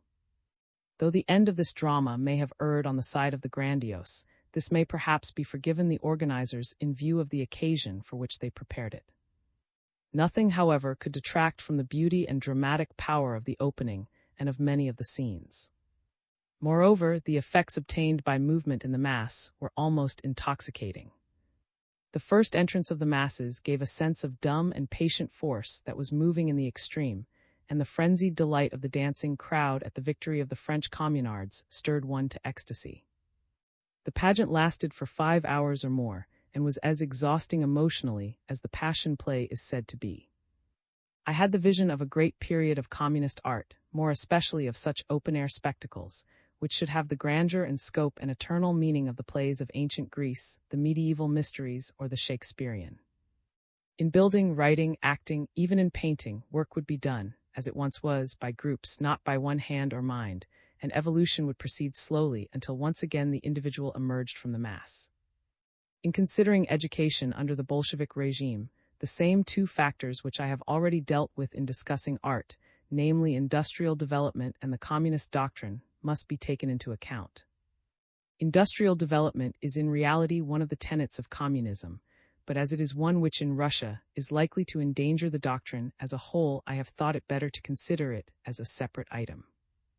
As in the matter of art, so in education, those who have given unqualified praise seem to have taken the short and superficial view.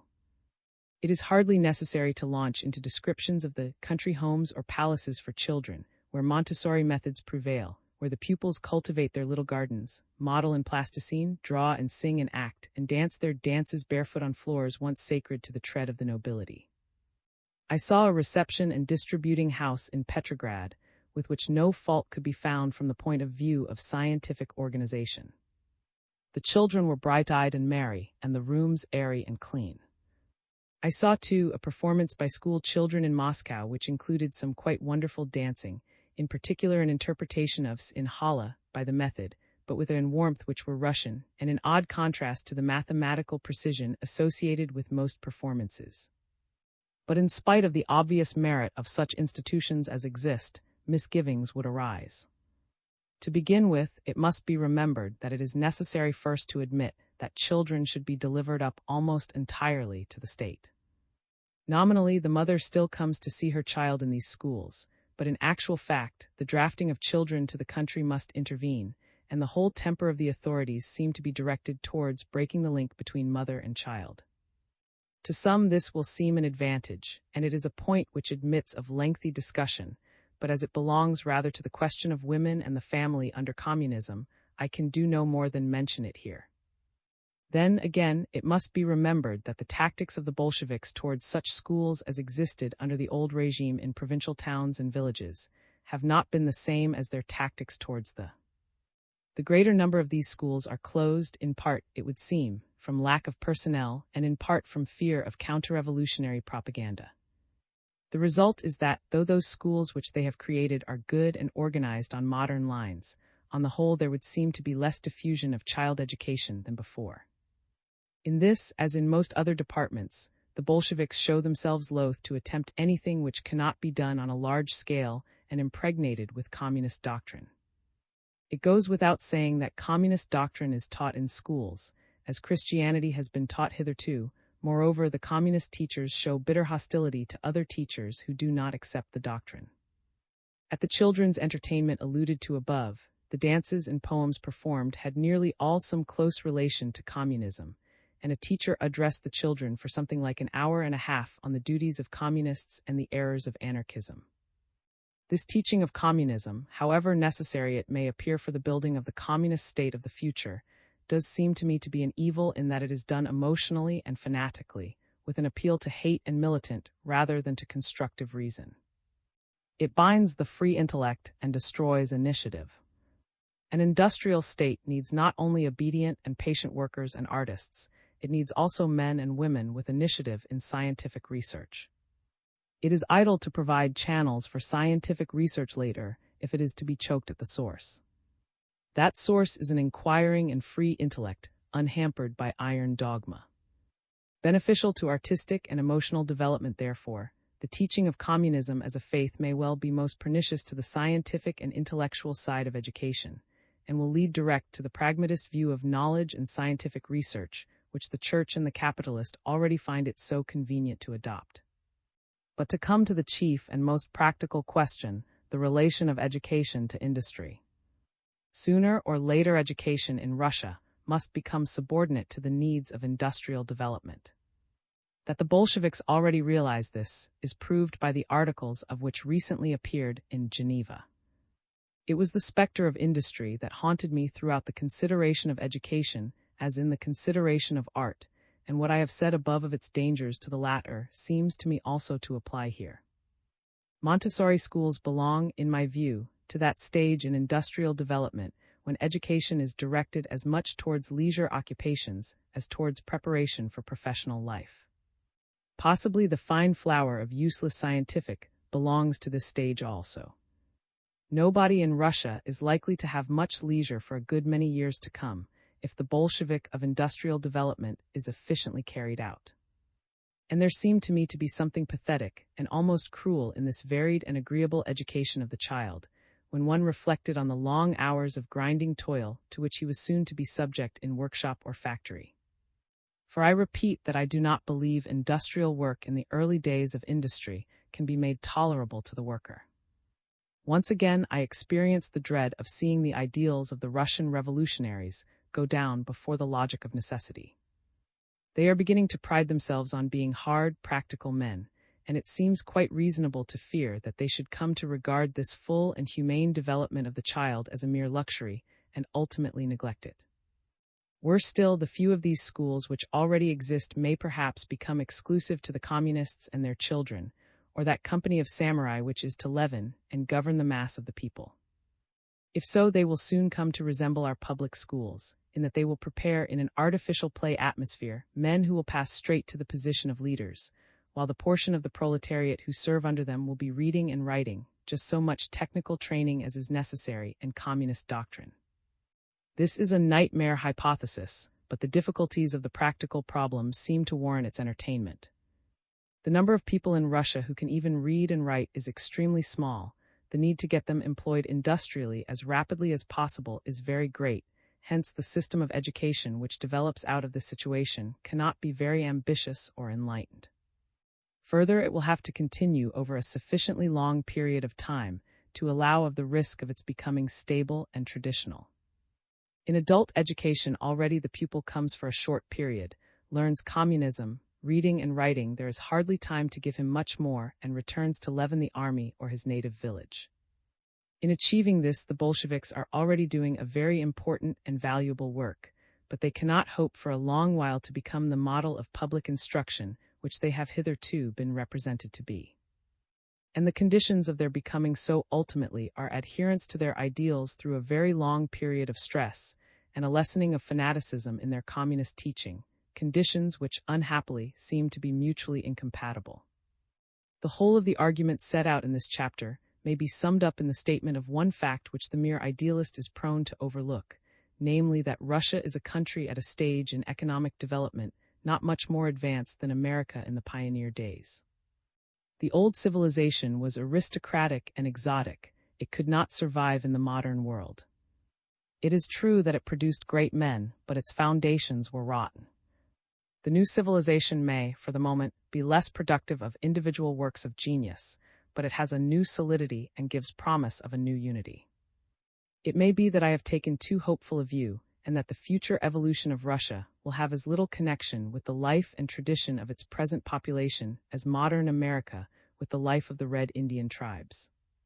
The fact that there exists in Russia a population at a far higher stage of culture, which will be industrially educated, not exterminated, militates against this hypothesis, but the need for education may make progress slower than it was in the United States. One would not have looked for the millennium of communism, nor even for valuable art and educational experiment in the America of early railroading and farming days. Nor must one look for such things from Russia yet.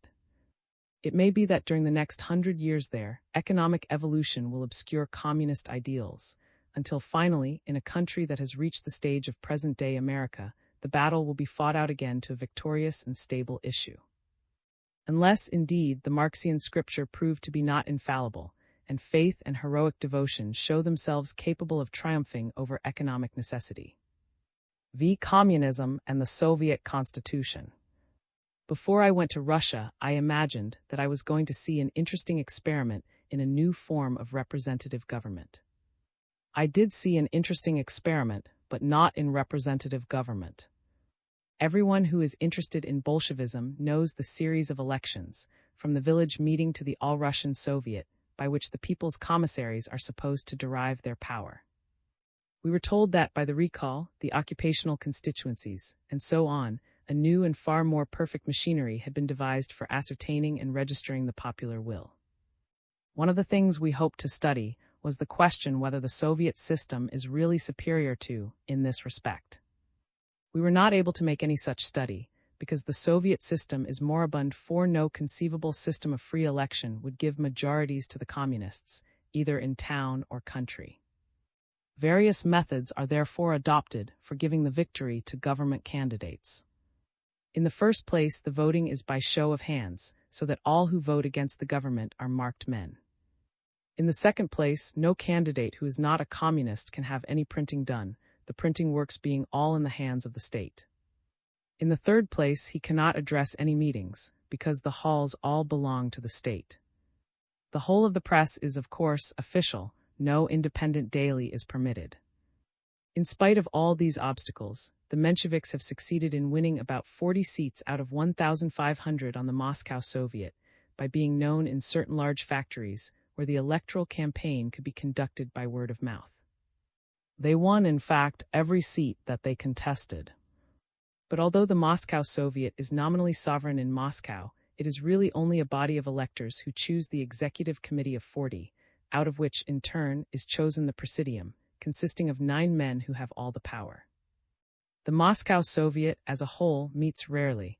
The executive committee is supposed to meet once a week, but did not meet while we were in Moscow.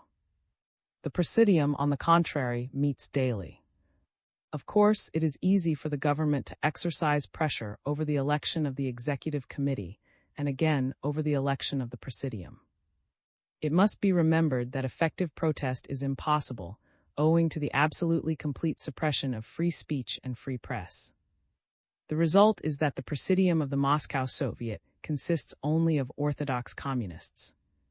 The president of the Moscow Soviet informed us that the recall is very frequently employed. He said that in Moscow there are, on an average, 30 recalls a month. I asked him what were the principal reasons for the recall, and he mentioned 4: drinking, going to the front, and being therefore incapable of performing the duties, change of politics on the part of the electors, and failure to make a report to the electors once a fortnight, which all members of the Soviet are expected to do. It is evident that the recall affords opportunities for governmental pressure, but I had no chance of finding out whether it is used for this purpose. In country districts, the method employed is somewhat different.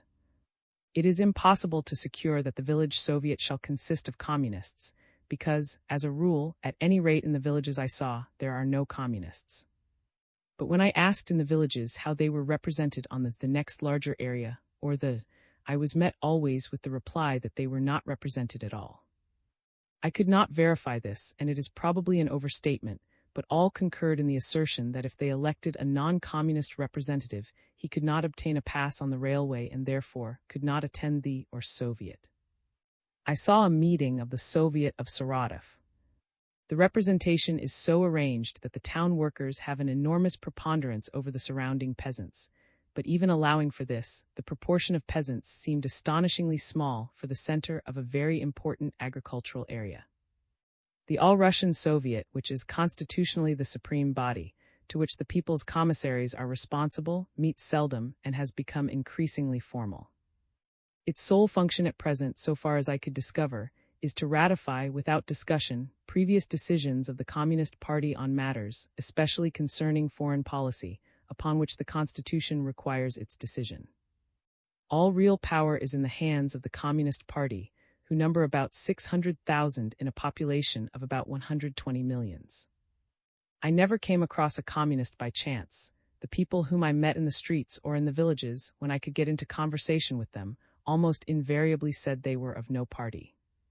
The only other answer I ever had was from some of the peasants, who openly stated that they were Tsarists. It must be said that the peasants' reasons for disliking the Bolsheviks are very inadequate. It is said, and all I saw confirmed the assertion, that the peasants are better off than they ever were before. I saw no one man, woman, or child who looked underfed in the villages. The big landowners are dispossessed, and the peasants have profited.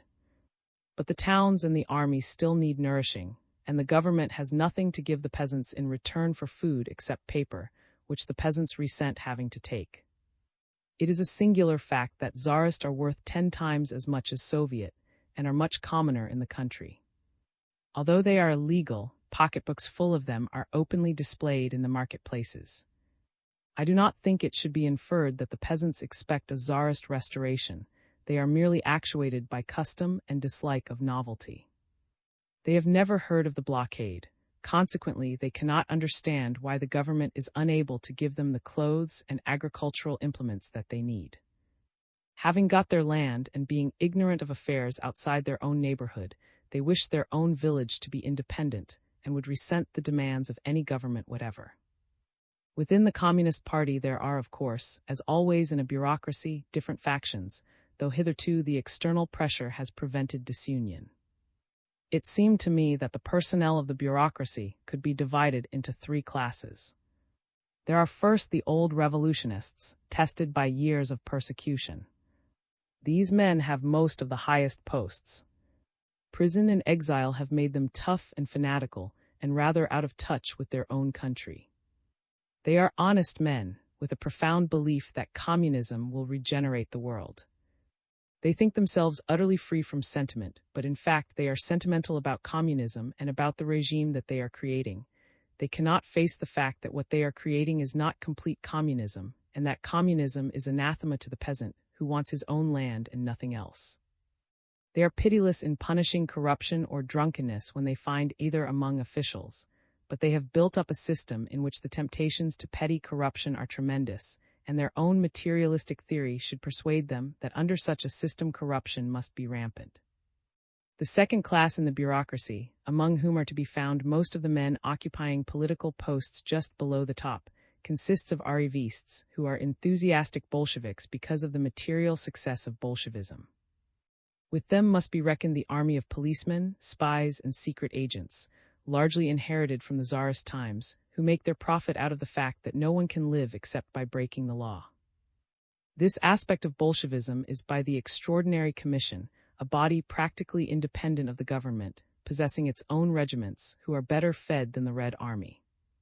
This body has the power of imprisoning any man or woman without trial on such charges as speculation or counter-revolutionary activity. It has shot thousands without proper trial, and though now it has nominally lost the power of inflicting the death penalty, it is by no means certain that it has altogether lost it in fact. It has spies everywhere, and ordinary mortals live in terror of it.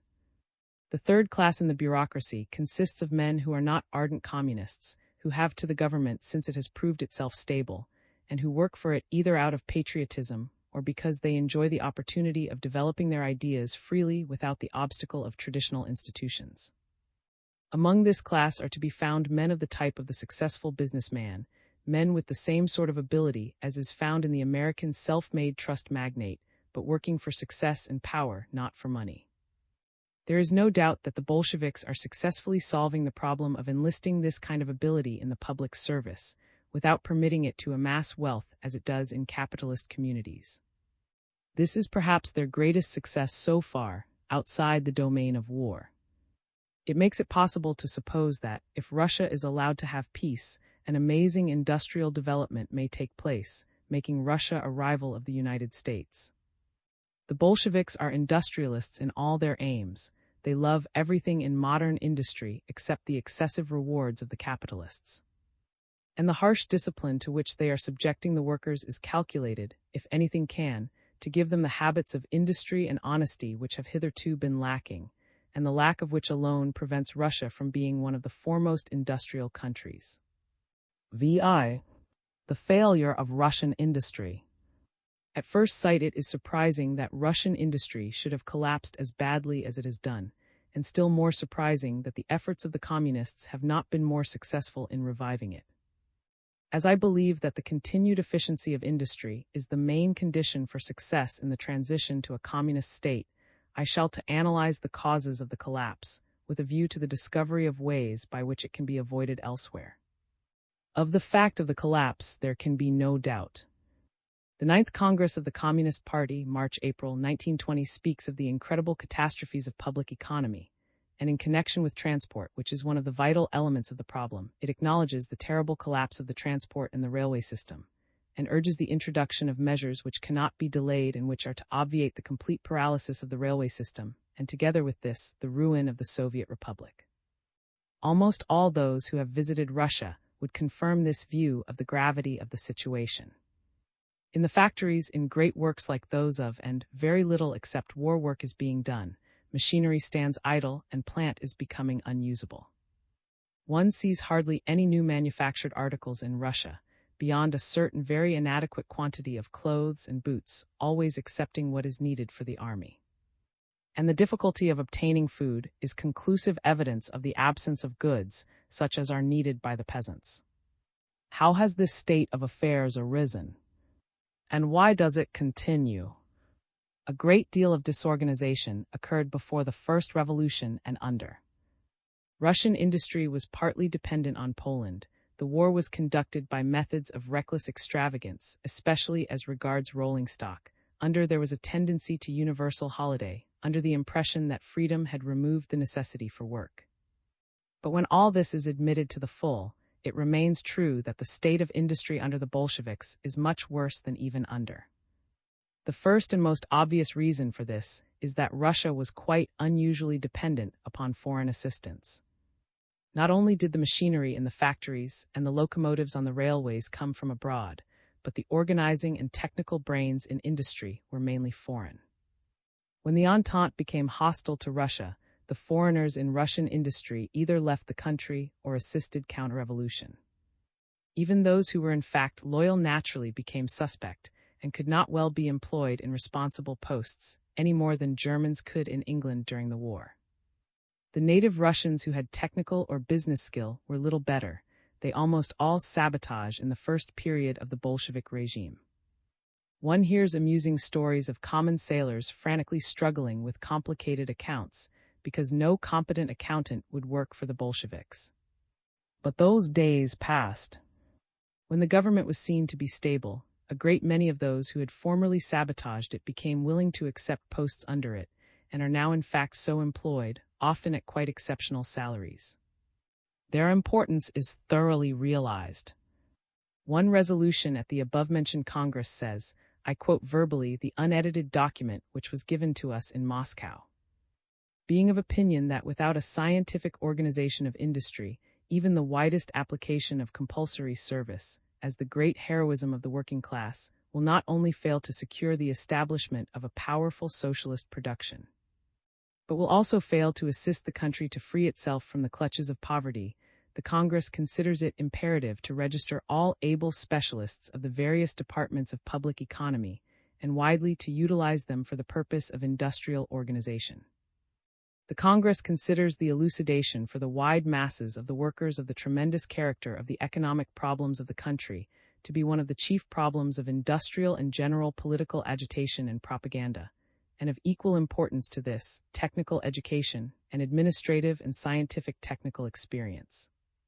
The Congress makes it obligatory on all the members of the party mercilessly to fight that particular obnoxious form, the ignorant conceit which deems the working class capable of solving all problems without the assistance in the most responsible cases of specialists of the bourgeois school, the management.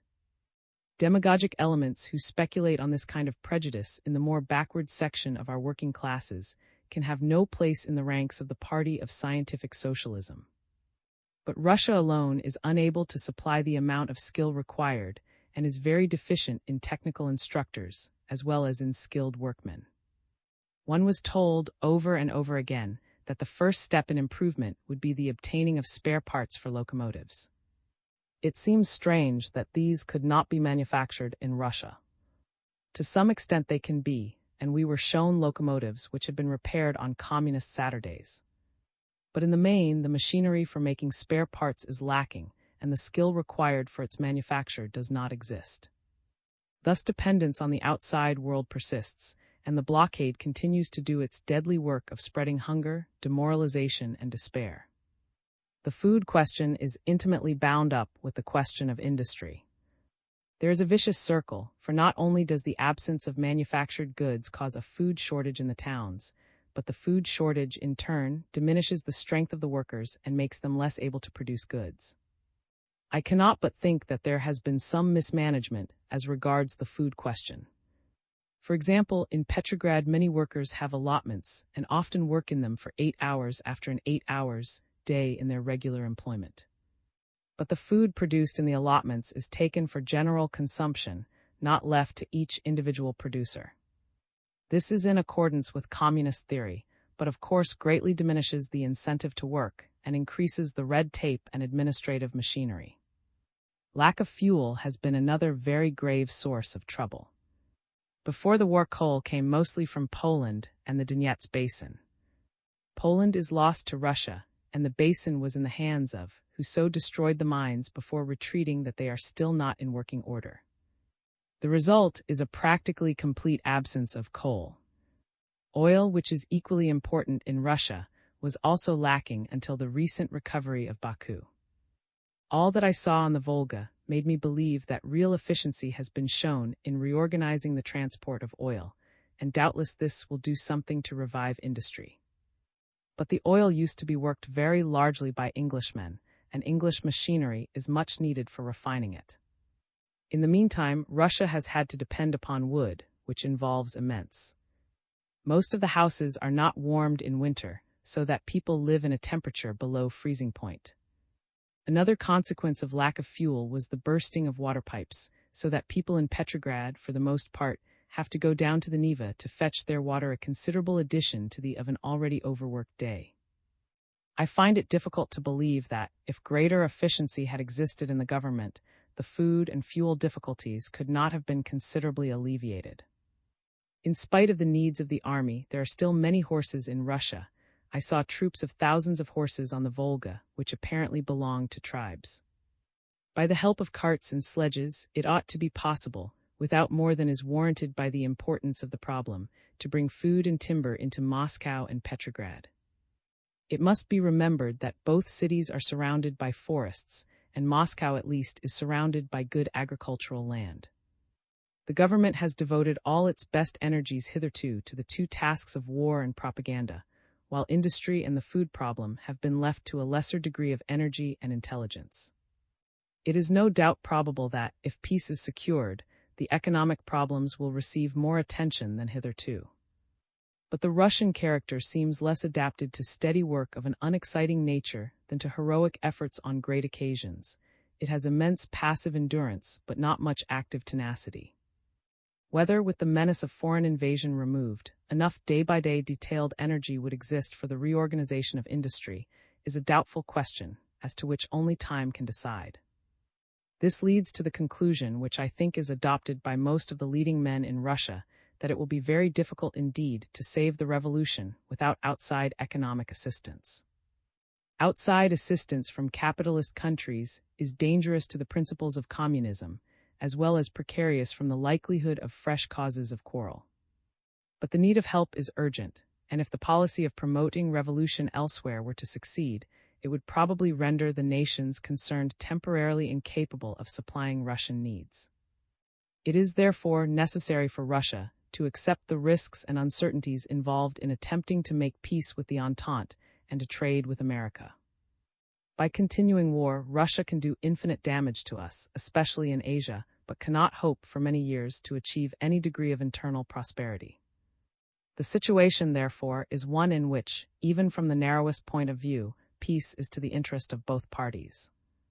It is difficult for an outsider with only superficial knowledge to judge of the efforts which have been made to reorganize industry without outside help. These efforts have chiefly taken the form of industrial conscription. Workers in towns seek to escape to the country in order to have enough to eat, but this is illegal and severely punished. The same communist report from which I have already quoted speaks on this subject as follows. Desertion owing to the fact that a considerable part of the workers, either in search of better food conditions or often for the purposes of speculation, voluntarily leave their places of employment or change from place to place, which inevitably harms production and deteriorates the general position of the working class. The Congress considers one of the most urgent problems of Soviet government and of the trade union organization to be established as the firm. Systematic and insistent struggle with desertion. The way to fight this is to publish a list of desertion fines, the creation of a detachment of deserters under fine, and finally, internment in concentration camps. It is hoped to extend the system to the peasantry. The defeat of the White Armies and the problems of peaceful construction in connection with the incredible catastrophes of public economy demand an extraordinary effort of all the powers of the proletariat and the drafting into the process of the wide masses of the peasantry. On the vital subject of transport, in a passage of which I have already quoted a fragment, the Communist Party declares, "For the most immediate future transport remains the center of the attention and the efforts of the Soviet government. The improvement of transport is the indispensable basis upon which even the most moderate success in all other spheres of production, and first of all in the provision question, can be gained. The chief difficulty with regard to the improvement of transport is the weakness of the transport trade union, which is due in the first case to the heterogeneity of the personnel of the railways, amongst whom there are still a number of those who belong to the period of disorganization, and secondly, to the fact that the most class-conscious and best elements of the railway proletariat were at the various fronts of the Civil War. Considering wide trade union assistance to the railway workers to be one of the principal tasks of the party, and as the only condition under which transport can be raised to its height, the Congress at the same time recognizes the inflexible necessity of employing exclusive and extraordinary measures, martial law, and so forth. Such necessity is the result of the terrible collapse of the transport and the railroad system, and is to introduce measures which cannot be delayed and which are to obviate the complete paralysis of the railway system, and together with this, the ruin of the Soviet Republic. The general attitude to the militarization of is stated in the resolution with which this section of the proceedings begins. The Ninth Congress approves of the decision of the Central Committee of the Russian Communist Party on the mobilization of the industrial proletariat, compulsory service, militarization of production, and the application of military detachments to economic needs. In connection with the above, the Congress decrees that the party organization should in every way assist the trade unions and the sections in registering all skilled workers with a view of employing them in the various branches of production with the same consistency and strictness as was done, and is being carried out at the present time, in relation to the commanding staff for army needs. Every skilled worker is to return to his particular trade. Exceptions, i.e., the retention of the skilled worker in any other branch of Soviet service, is allowed only with the sanction of the corresponding central and local authorities. It is, of course, evident that in these measures the Bolsheviks have been compelled to travel a long way from the ideals which originally inspired the revolution. But the situation is so desperate that they could not be blamed if their measures were successful. In a shipwreck all hands must turn to, and it would be ridiculous to prate of individual liberty. The most distressing feature of the situation is that these stern laws seem to have produced so little effect. Perhaps in the course of years, Russia might become self-supporting without help from the outside world, but the suffering meantime would be terrible. The early hopes of the revolution would fade more and more. Every failure of industry, every tyrannous regulation brought about by the desperate situation, is used by the Entente as a justification of its policy. If a man is deprived of food and drink, he will grow weak, lose his reason, and finally die. This is not usually considered a good reason for inflicting death by starvation. But where nations are concerned, the weakness and struggles are regarded as morally culpable and are held to justify further punishment. So at least it has been in the case of Russia. Nothing produced a doubt in our governing minds as to the rightness of our policy, except the strength of the Red Army and the fear of revolution in Asia. Is it surprising that professions of humanitarian feeling on the part of English people are somewhat coldly received in Soviet Russia? VII. Daily life in Moscow. Daily life in Moscow, so far as I could discover, has neither the horrors depicted by the press nor the delights imagined by the more ardent of our younger socialists. On the one hand, there is no disorder, very little crime, not much insecurity for those who keep clear of politics. Everybody works hard. The educated people have, by this time, mostly found their way into government offices or teaching or some other administrative profession in which their education is useful. Though the opera and the ballet continue as before and are quite admirable, some of the seats are paid for, others are given free to members of trade unions. There is, of course, no drunkenness, or at any rate so little that none of us ever saw a sign of it. There is very little prostitution, infinitely less than in any other capital. Women are safer from molestation than anywhere else in the world. The whole impression is one of virtuous, well-ordered activity. On the other hand, life is very hard for all except men in good posts. It is hard, first of all, owing to the food shortage. This is familiar to all who have interested themselves in Russia, and it is unnecessary to dwell upon it. What is less realized is that most people work much longer hours than in this country. The 8-hour day was introduced with a flourish of trumpets. Then, owing to the pressure of the war, it was extended to 10 hours in certain trades. But no provision exists against extra work at other jobs, and very many people do extra work because the official rates do not afford a living wage. This is not the fault of the government, at any rate as regards the major part. It is due chiefly to war and blockade. When the day's work is over, a great deal of time has to be spent in fetching food and water and other necessaries of life. The sight of the workers going to and fro, shabbily clad, with the inevitable bundle in one hand and tin can in the other, through streets almost entirely empty of traffic, produces the effect of life in some vast village, rather than in an important capital city. Holidays, such as are common throughout all but the very class in this country, are very difficult in Russia. A train journey requires a permit, which is only granted on good reasons being shown. With the present shortage of transport, this regulation is quite unavoidable. Railway queues are a common feature in Moscow. It often takes several days to get a permit. Then, when it has been obtained, it may take several more days to get a seat in a train. The ordinary trains are inconceivably crowded, far more so, though that seems impossible, than London trains at the busiest hour. On the shorter journeys, passengers are even known to ride on the roof and buffers, or cling like flies to the sides of the wagons. People in Moscow travel to the country whenever they can afford the time and get a permit, because in the country there is enough to eat. They go to stay with relations. Most people in Moscow, in all classes, but especially among manual workers, have relations in the country.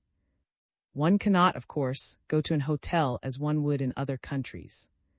Hotels have been taken over by the state, and the rooms in them, when they are still used, are allocated by the police to people whose business is recognized as important by the authorities. Casual travel is therefore impossible even on a holiday. Journeys have vexations in addition to the slowness and overcrowding of the trains. Police search for evidences of speculation, especially for food. The police play altogether a much greater part in daily life than they do in other countries, much greater than they did, for example, in Prussia 25 years ago, when there was a vigorous campaign against socialism. Everybody breaks the law almost daily, and no one knows which among his acquaintances is a spy of the Extraordinary Commission. Even in the prisons, among prisoners, there are spies, who are allowed certain privileges but not their liberty. Newspapers are not taken in except by very few people, but they are stuck up in public places, where occasionally glance at them. 5. There is very little to read. Owing to paper shortage, books are rare, and money to buy them is still rarer. One does not see people reading, as one does here in the underground, for example. There is practically no social life, partly because of the food shortage, partly because when anybody is arrested, the police are apt to arrest everybody whom they find in his company or who comes to visit him. And once arrested, a man or woman, however innocent, may remain for months in prison without trial. While we were in Moscow, 40 social revolutionaries and anarchists were hunger striking to enforce their demand to be tried and to be allowed visits. I was told that on the 8th day of the strike the government consented to try them, and that few could be proved guilty of any crime, but I had no means of verifying this. Industrial conscription is, of course, rigidly enforced. Every man and woman has to work, and slacking is severely punished by prison or a penal settlement. Strikes are illegal, though they sometimes occur. By proclaiming itself the friend of the proletarian, the government has been enabled to establish an iron discipline, beyond the wildest dreams of the most autocratic American magnate. And by the same professions, the government has led socialists from other countries to abstain from reporting unpleasant features in what they have seen. The of whom I saw the leaders are obliged by their creed to resist every form of conscription, though some have found ways of compromising. The law concerning conscientious objectors to military service is practically the same as ours, and its working depends upon the temper of the tribunal before which a man comes. Some conscientious objectors have been shot. On the other hand, some have obtained absolute exemption. Life in Moscow, as compared to life in London, is drab, monotonous, and depressed. I am not, of course, comparing life there with that of the rich here, but with that of the average working-class family. When it is realized that the highest wages are about 15 shillings a month, this is not surprising. I do not think that life could, under any system, be very cheerful in a country so exhausted by war as Russia, so I am not saying this as a criticism of the Bolsheviks. But I do think there might be less police interference, less vexatious regulation, and more freedom for spontaneous impulses towards harmless enjoyments. Religion is still very strong. I went into many churches, where I saw obviously famished priests in gorgeous vestments, and a congregation enormously devout. Generally more than half the congregation were men, and among the men many were soldiers. This applies to the towns as well as to the country. In Moscow, I constantly saw people in the streets crossing themselves. There is a theory that the Moscow working man feels himself free from capitalist domination, and therefore bears hardships gladly. This is no doubt true of the minority who are active communists, but I do not think it has any truth for the others. The average working man, to judge by a rather hasty impression, feels himself the slave of the government, and has no sense whatever of having been liberated from a tyranny. I recognize to the full the reasons for the bad state of affairs, in the past history of Russia and the recent policy of the Entente. But I have thought it better to record impressions frankly, trusting the readers to remember that the Bolsheviks have only a very limited share of responsibility for the evils from which Russia is suffering. VIII. Town and country. The problem of inducing the peasants to feed the towns is one which Russia shares with Central Europe, and from what one hears, Russia has been less unsuccessful than some other countries in dealing with this problem. For the Soviet government, the problem is mainly concentrated in Moscow and Petrograd. The other towns are not very large and are mostly in the center of rich agricultural districts. It is true that in the north, even the rural population normally depends upon food from more southerly districts, but the northern population is small. It is commonly said that the problem of feeding Moscow and Petrograd is a transport problem, but I think this is only partially true. There is, of course, a grave deficiency of rolling stock, especially of locomotives in good repair. But Moscow is surrounded by very good land. In the course of a day's motoring in the neighborhood, I saw enough cows to supply milk to the whole child population of Moscow, although what I had come to see was children's sanatoria, not farms. All kinds of food can be bought in the market at high prices. I traveled over a considerable extent of Russian railways and saw a fair number of goods trains. For all these reasons, I feel convinced that the share of the transport problem in the food difficulties has been exaggerated. Of course, transport plays a larger part in the shortage in Petrograd than in Moscow, because food comes mainly from south of Moscow. In Petrograd, most of the people one sees in the streets show obvious signs of underfeeding. In Moscow, the visible signs are much less frequent, but there is no doubt that underfeeding, though not actual starvation, is nearly universal. The government supplies rations to everyone who works in the towns at a very low fixed price. The official theory is that the government has a monopoly of the food and that the rations are sufficient to sustain life. The fact is that the rations are not sufficient and that they are only a portion of the food supply of Moscow. Moreover, people complain, I do not know how truly, that the rations are delivered irregularly, some say about every other day. Under these circumstances, almost everybody, rich or poor, buys food in the market, where it costs about 50 times the fixed government price. A pound of butter costs about a month's wages. In order to be able to afford extra food, people adopt various expedients. Some do additional work at extra rates after their official day's work is over. For though there is supposed to be by law an 8-hour day, extended to 10 in certain vital industries, the wage paid for it is not a living wage, and there is nothing to prevent a man from undertaking other work in his spare time. But the usual resource is what is called speculation, i.e., buying and selling. Some person formerly rich sells clothes or furniture or in return for food. The buyer sells again at an enhanced price, and so on through perhaps 20 hands, until a final purchaser is found in some well-to-do peasant or nouveau speculator. Again, most people have relations in the country, whom they visit from time to time, bringing back with them great bags of flour. It is illegal for private persons to bring food into Moscow, and the trains are searched, but by corruption or cunning, experienced people can elude the search. The food market is illegal and is raided occasionally, but as a rule it is winked at. Thus the attempt to suppress private commerce has resulted in an amount of unprofessional buying and selling which far exceeds what happens in capitalist countries. It takes up a great deal of time that might be more profitably employed, and being illegal, it places practically the whole population of Moscow at the mercy of the police. Moreover, it depends largely upon the stores of goods belonging to those who were formerly rich, and when these are expended, the whole system must collapse, unless industry has meanwhile been re-established on a sound basis. It is clear that the state of affairs is unsatisfactory, but from the government's point of view, it is not easy to see what ought to be done. The urban and industrial population is mainly concerned in carrying on the work of government and supplying munitions to the army. These are very necessary tasks, the cost of which ought to be defrayed out of taxation. A moderate tax in kind on the peasants would easily feed Moscow and Petrograd. But the peasants take no interest in war or government.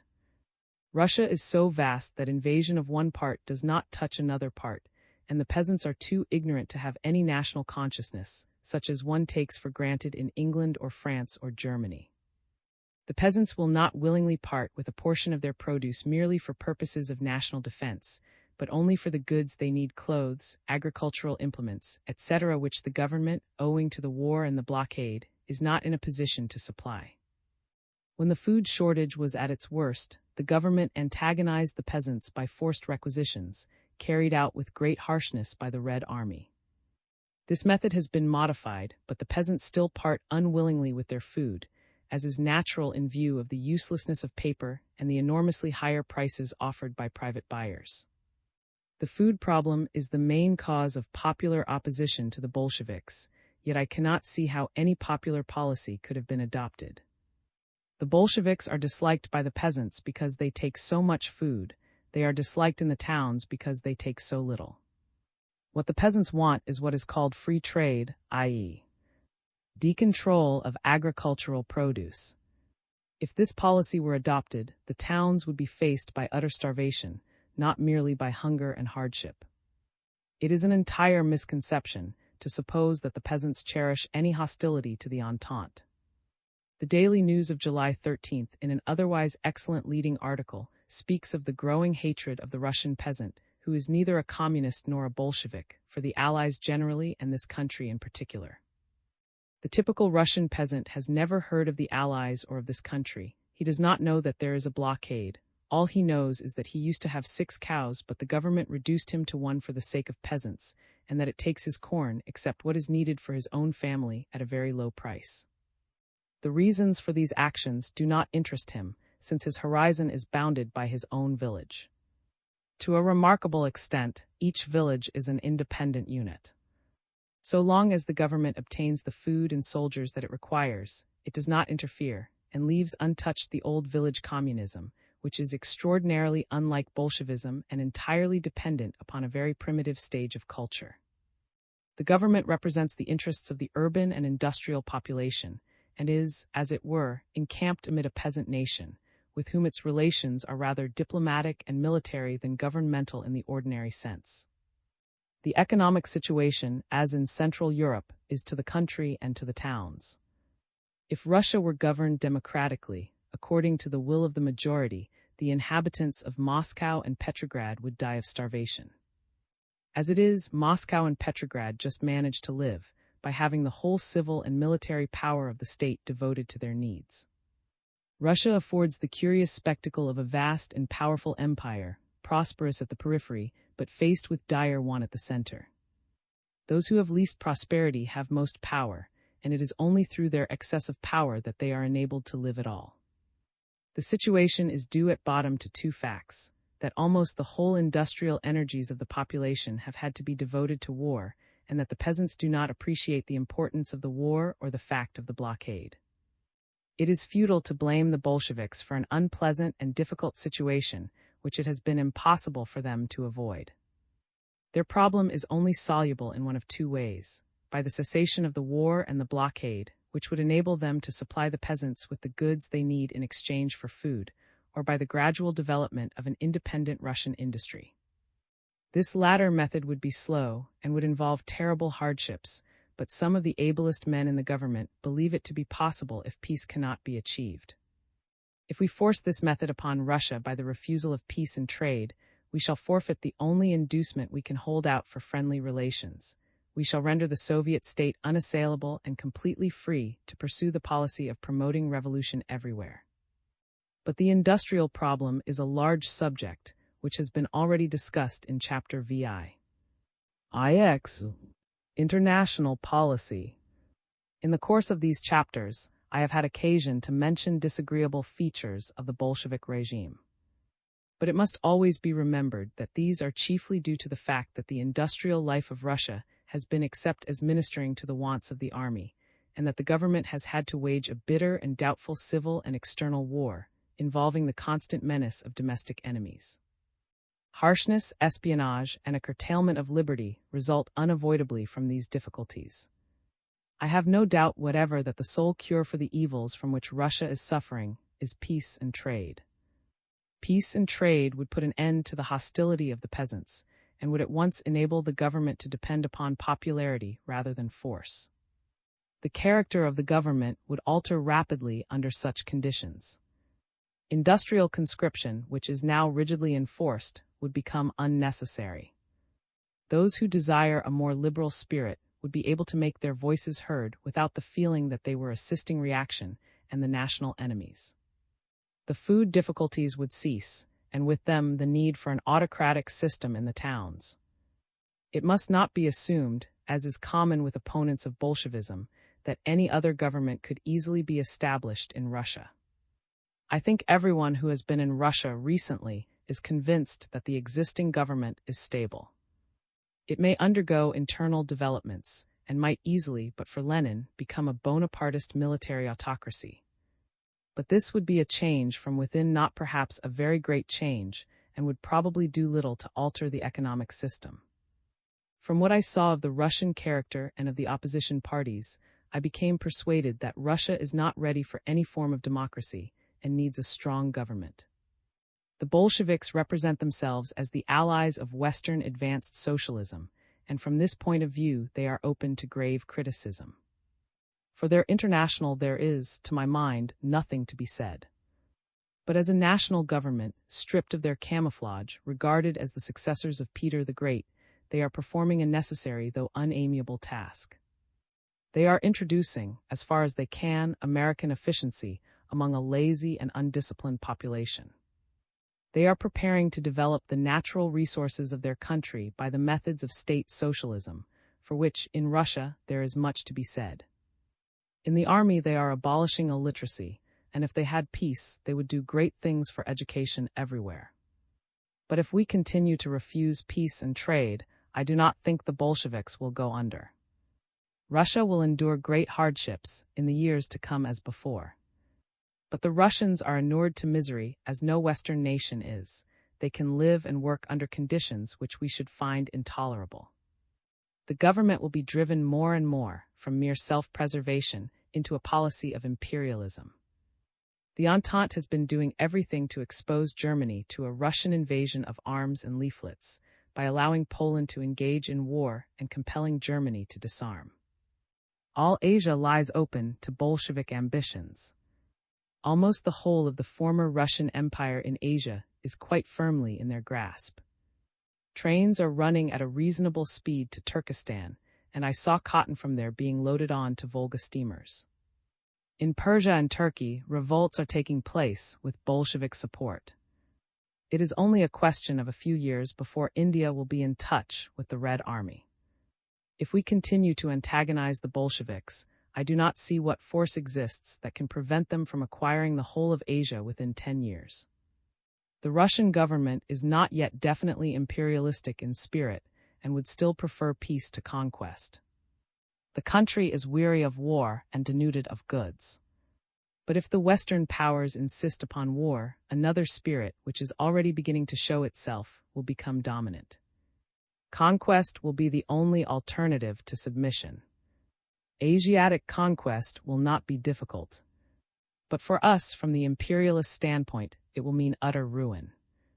And for the continent it will mean revolutions, civil wars, economic cataclysms. The policy of crushing Bolshevism by force was always foolish and criminal. It has now become impossible and fraught with disaster. Our own government, it would seem, have begun to realize the dangers, but apparently they do not realize them sufficiently to enforce their view against opposition.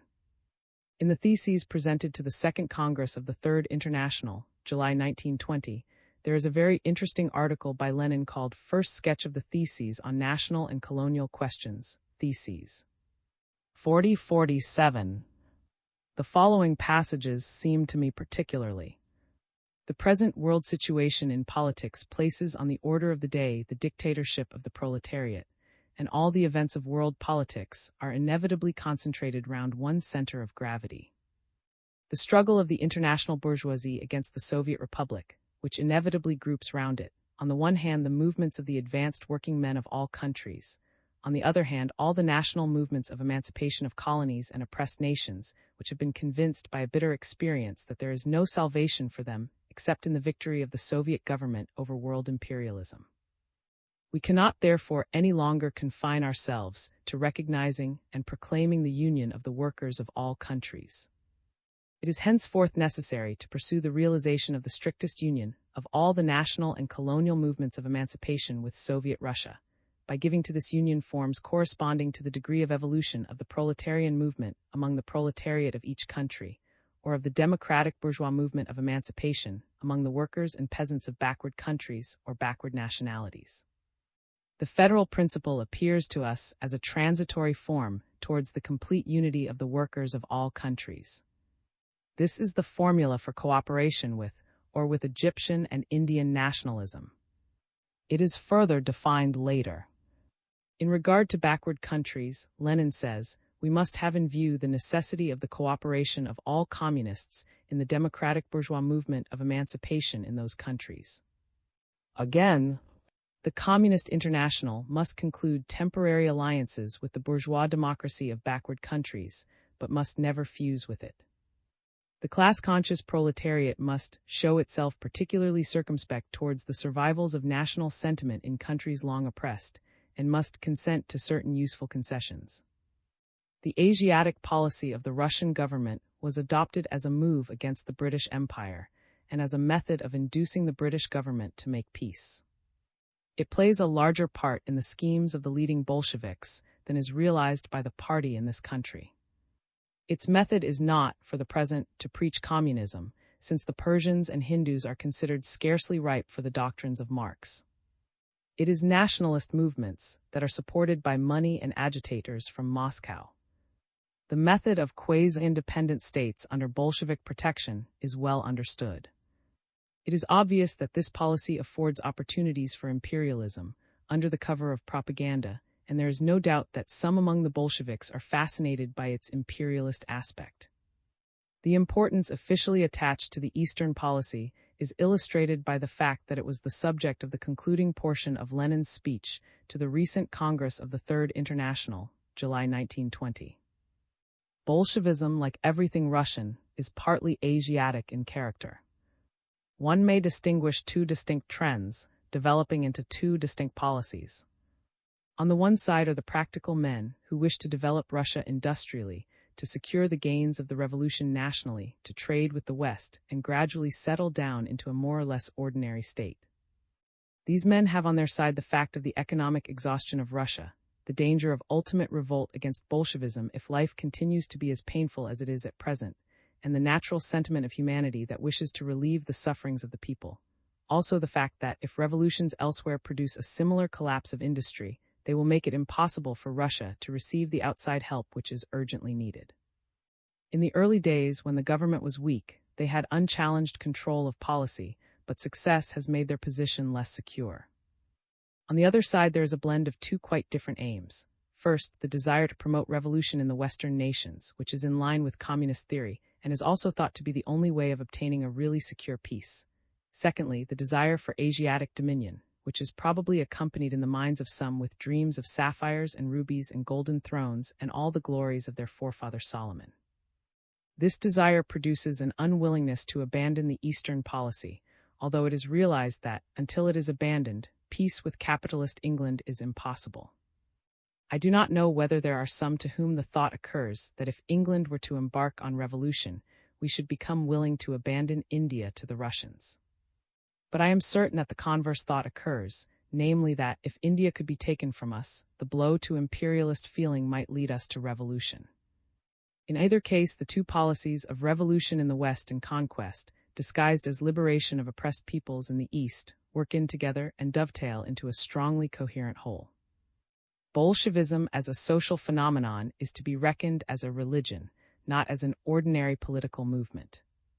The important and effective mental attitudes to the world may be broadly divided into the religious and the scientific. The scientific attitude is tentative and piecemeal, believing what it finds evidence for and no more. Since Galileo, the scientific attitude has proved itself increasingly capable of ascertaining important facts and laws, which are acknowledged by all competent people, regardless of temperament or self-interest or political pressure. Almost all the progress in the world from the earliest times is attributable to science and the scientific temper. Almost all the major ills are attributable to religion. By a religion, I mean a set of beliefs held as dogmas, dominating the conduct of life, going beyond or contrary to evidence, and inculcated by methods which are emotional or authoritarian, not intellectual. By this definition, Bolshevism is a religion. That its dogmas go beyond or contrary to evidence, I shall try to prove in what follows. Those who accept Bolshevism become impervious to scientific evidence and commit intellectual suicide. Even if all the doctrines of Bolshevism were true, this would still be the case, since no unbiased examination of them is tolerated. One who believes, as I do, that the free intellect is the chief engine of human progress cannot but be fundamentally opposed to Bolshevism, as much as to the Church of Rome. Among religions, Bolshevism is to be reckoned with rather than with Christianity and Buddhism. Christianity and Buddhism are primarily personal religions, with mystical doctrines and a love of contemplation. And Bolshevism are practical, social, unspiritual, concerned to win the empire of this world. Their founders would not have resisted the third of the temptations in the wilderness. What did for the Arabs, Bolshevism may do for the Russians. As Ali went down before the politicians who only to the profit after his success, so the genuine communists may go down before those who are now rallying to the ranks of the Bolsheviks. If so, Asiatic empire with all its pomps and may well be the next stage of development, and communism may seem, in historical retrospect, as small a part of Bolshevism as abstinence from alcohol is of. It is true that as a world force, whether for revolution or for empire, Bolshevism must sooner or later be brought by success into a desperate conflict with America, and America is more solid and strong, as yet, than anything its followers had to face. But the doctrines of communism are almost certain, in the long run, to make progress among American wage earners, and the opposition of America is therefore not likely to be eternal. Bolshevism may go under in Russia, but even if it does, it will spring up again elsewhere, since it is ideally suited to an industrial population in distress. What is evil in it is mainly due to the fact that it has its origin in distress. The problem is to disentangle the good from the evil, and induce the adoption of the good in countries not goaded into ferocity by despair. Russia is a backward country, not yet ready for the methods of equal cooperation, which the West is seeking to substitute for arbitrary power in politics and industry. In Russia, the methods of the Bolsheviks are probably more or less unavoidable. At any rate, I am not prepared to criticize them in their broad lines. But they are not the methods appropriate to more advanced countries, and our socialists will be unnecessarily retrograde if they allow the prestige of the Bolsheviks to lead them into slavish imitation. It will be a far less excusable error in our reactionaries if by there they compel the adoption of violent methods. We have a heritage of civilization and mutual tolerance, which is important to ourselves and to the world. Life in Russia has always been fierce and cruel, to a far greater degree than with us, and out of the war has come a danger that this fierceness and cruelty may become universal. I have hopes that in England this may be avoided through the moderation of both sides. But it is essential to a happy issue that melodrama should no longer determine our views of the Bolsheviks. They are neither angels to be nor devils to be exterminated, but merely bold and able men attempting with great skill an almost impossible task.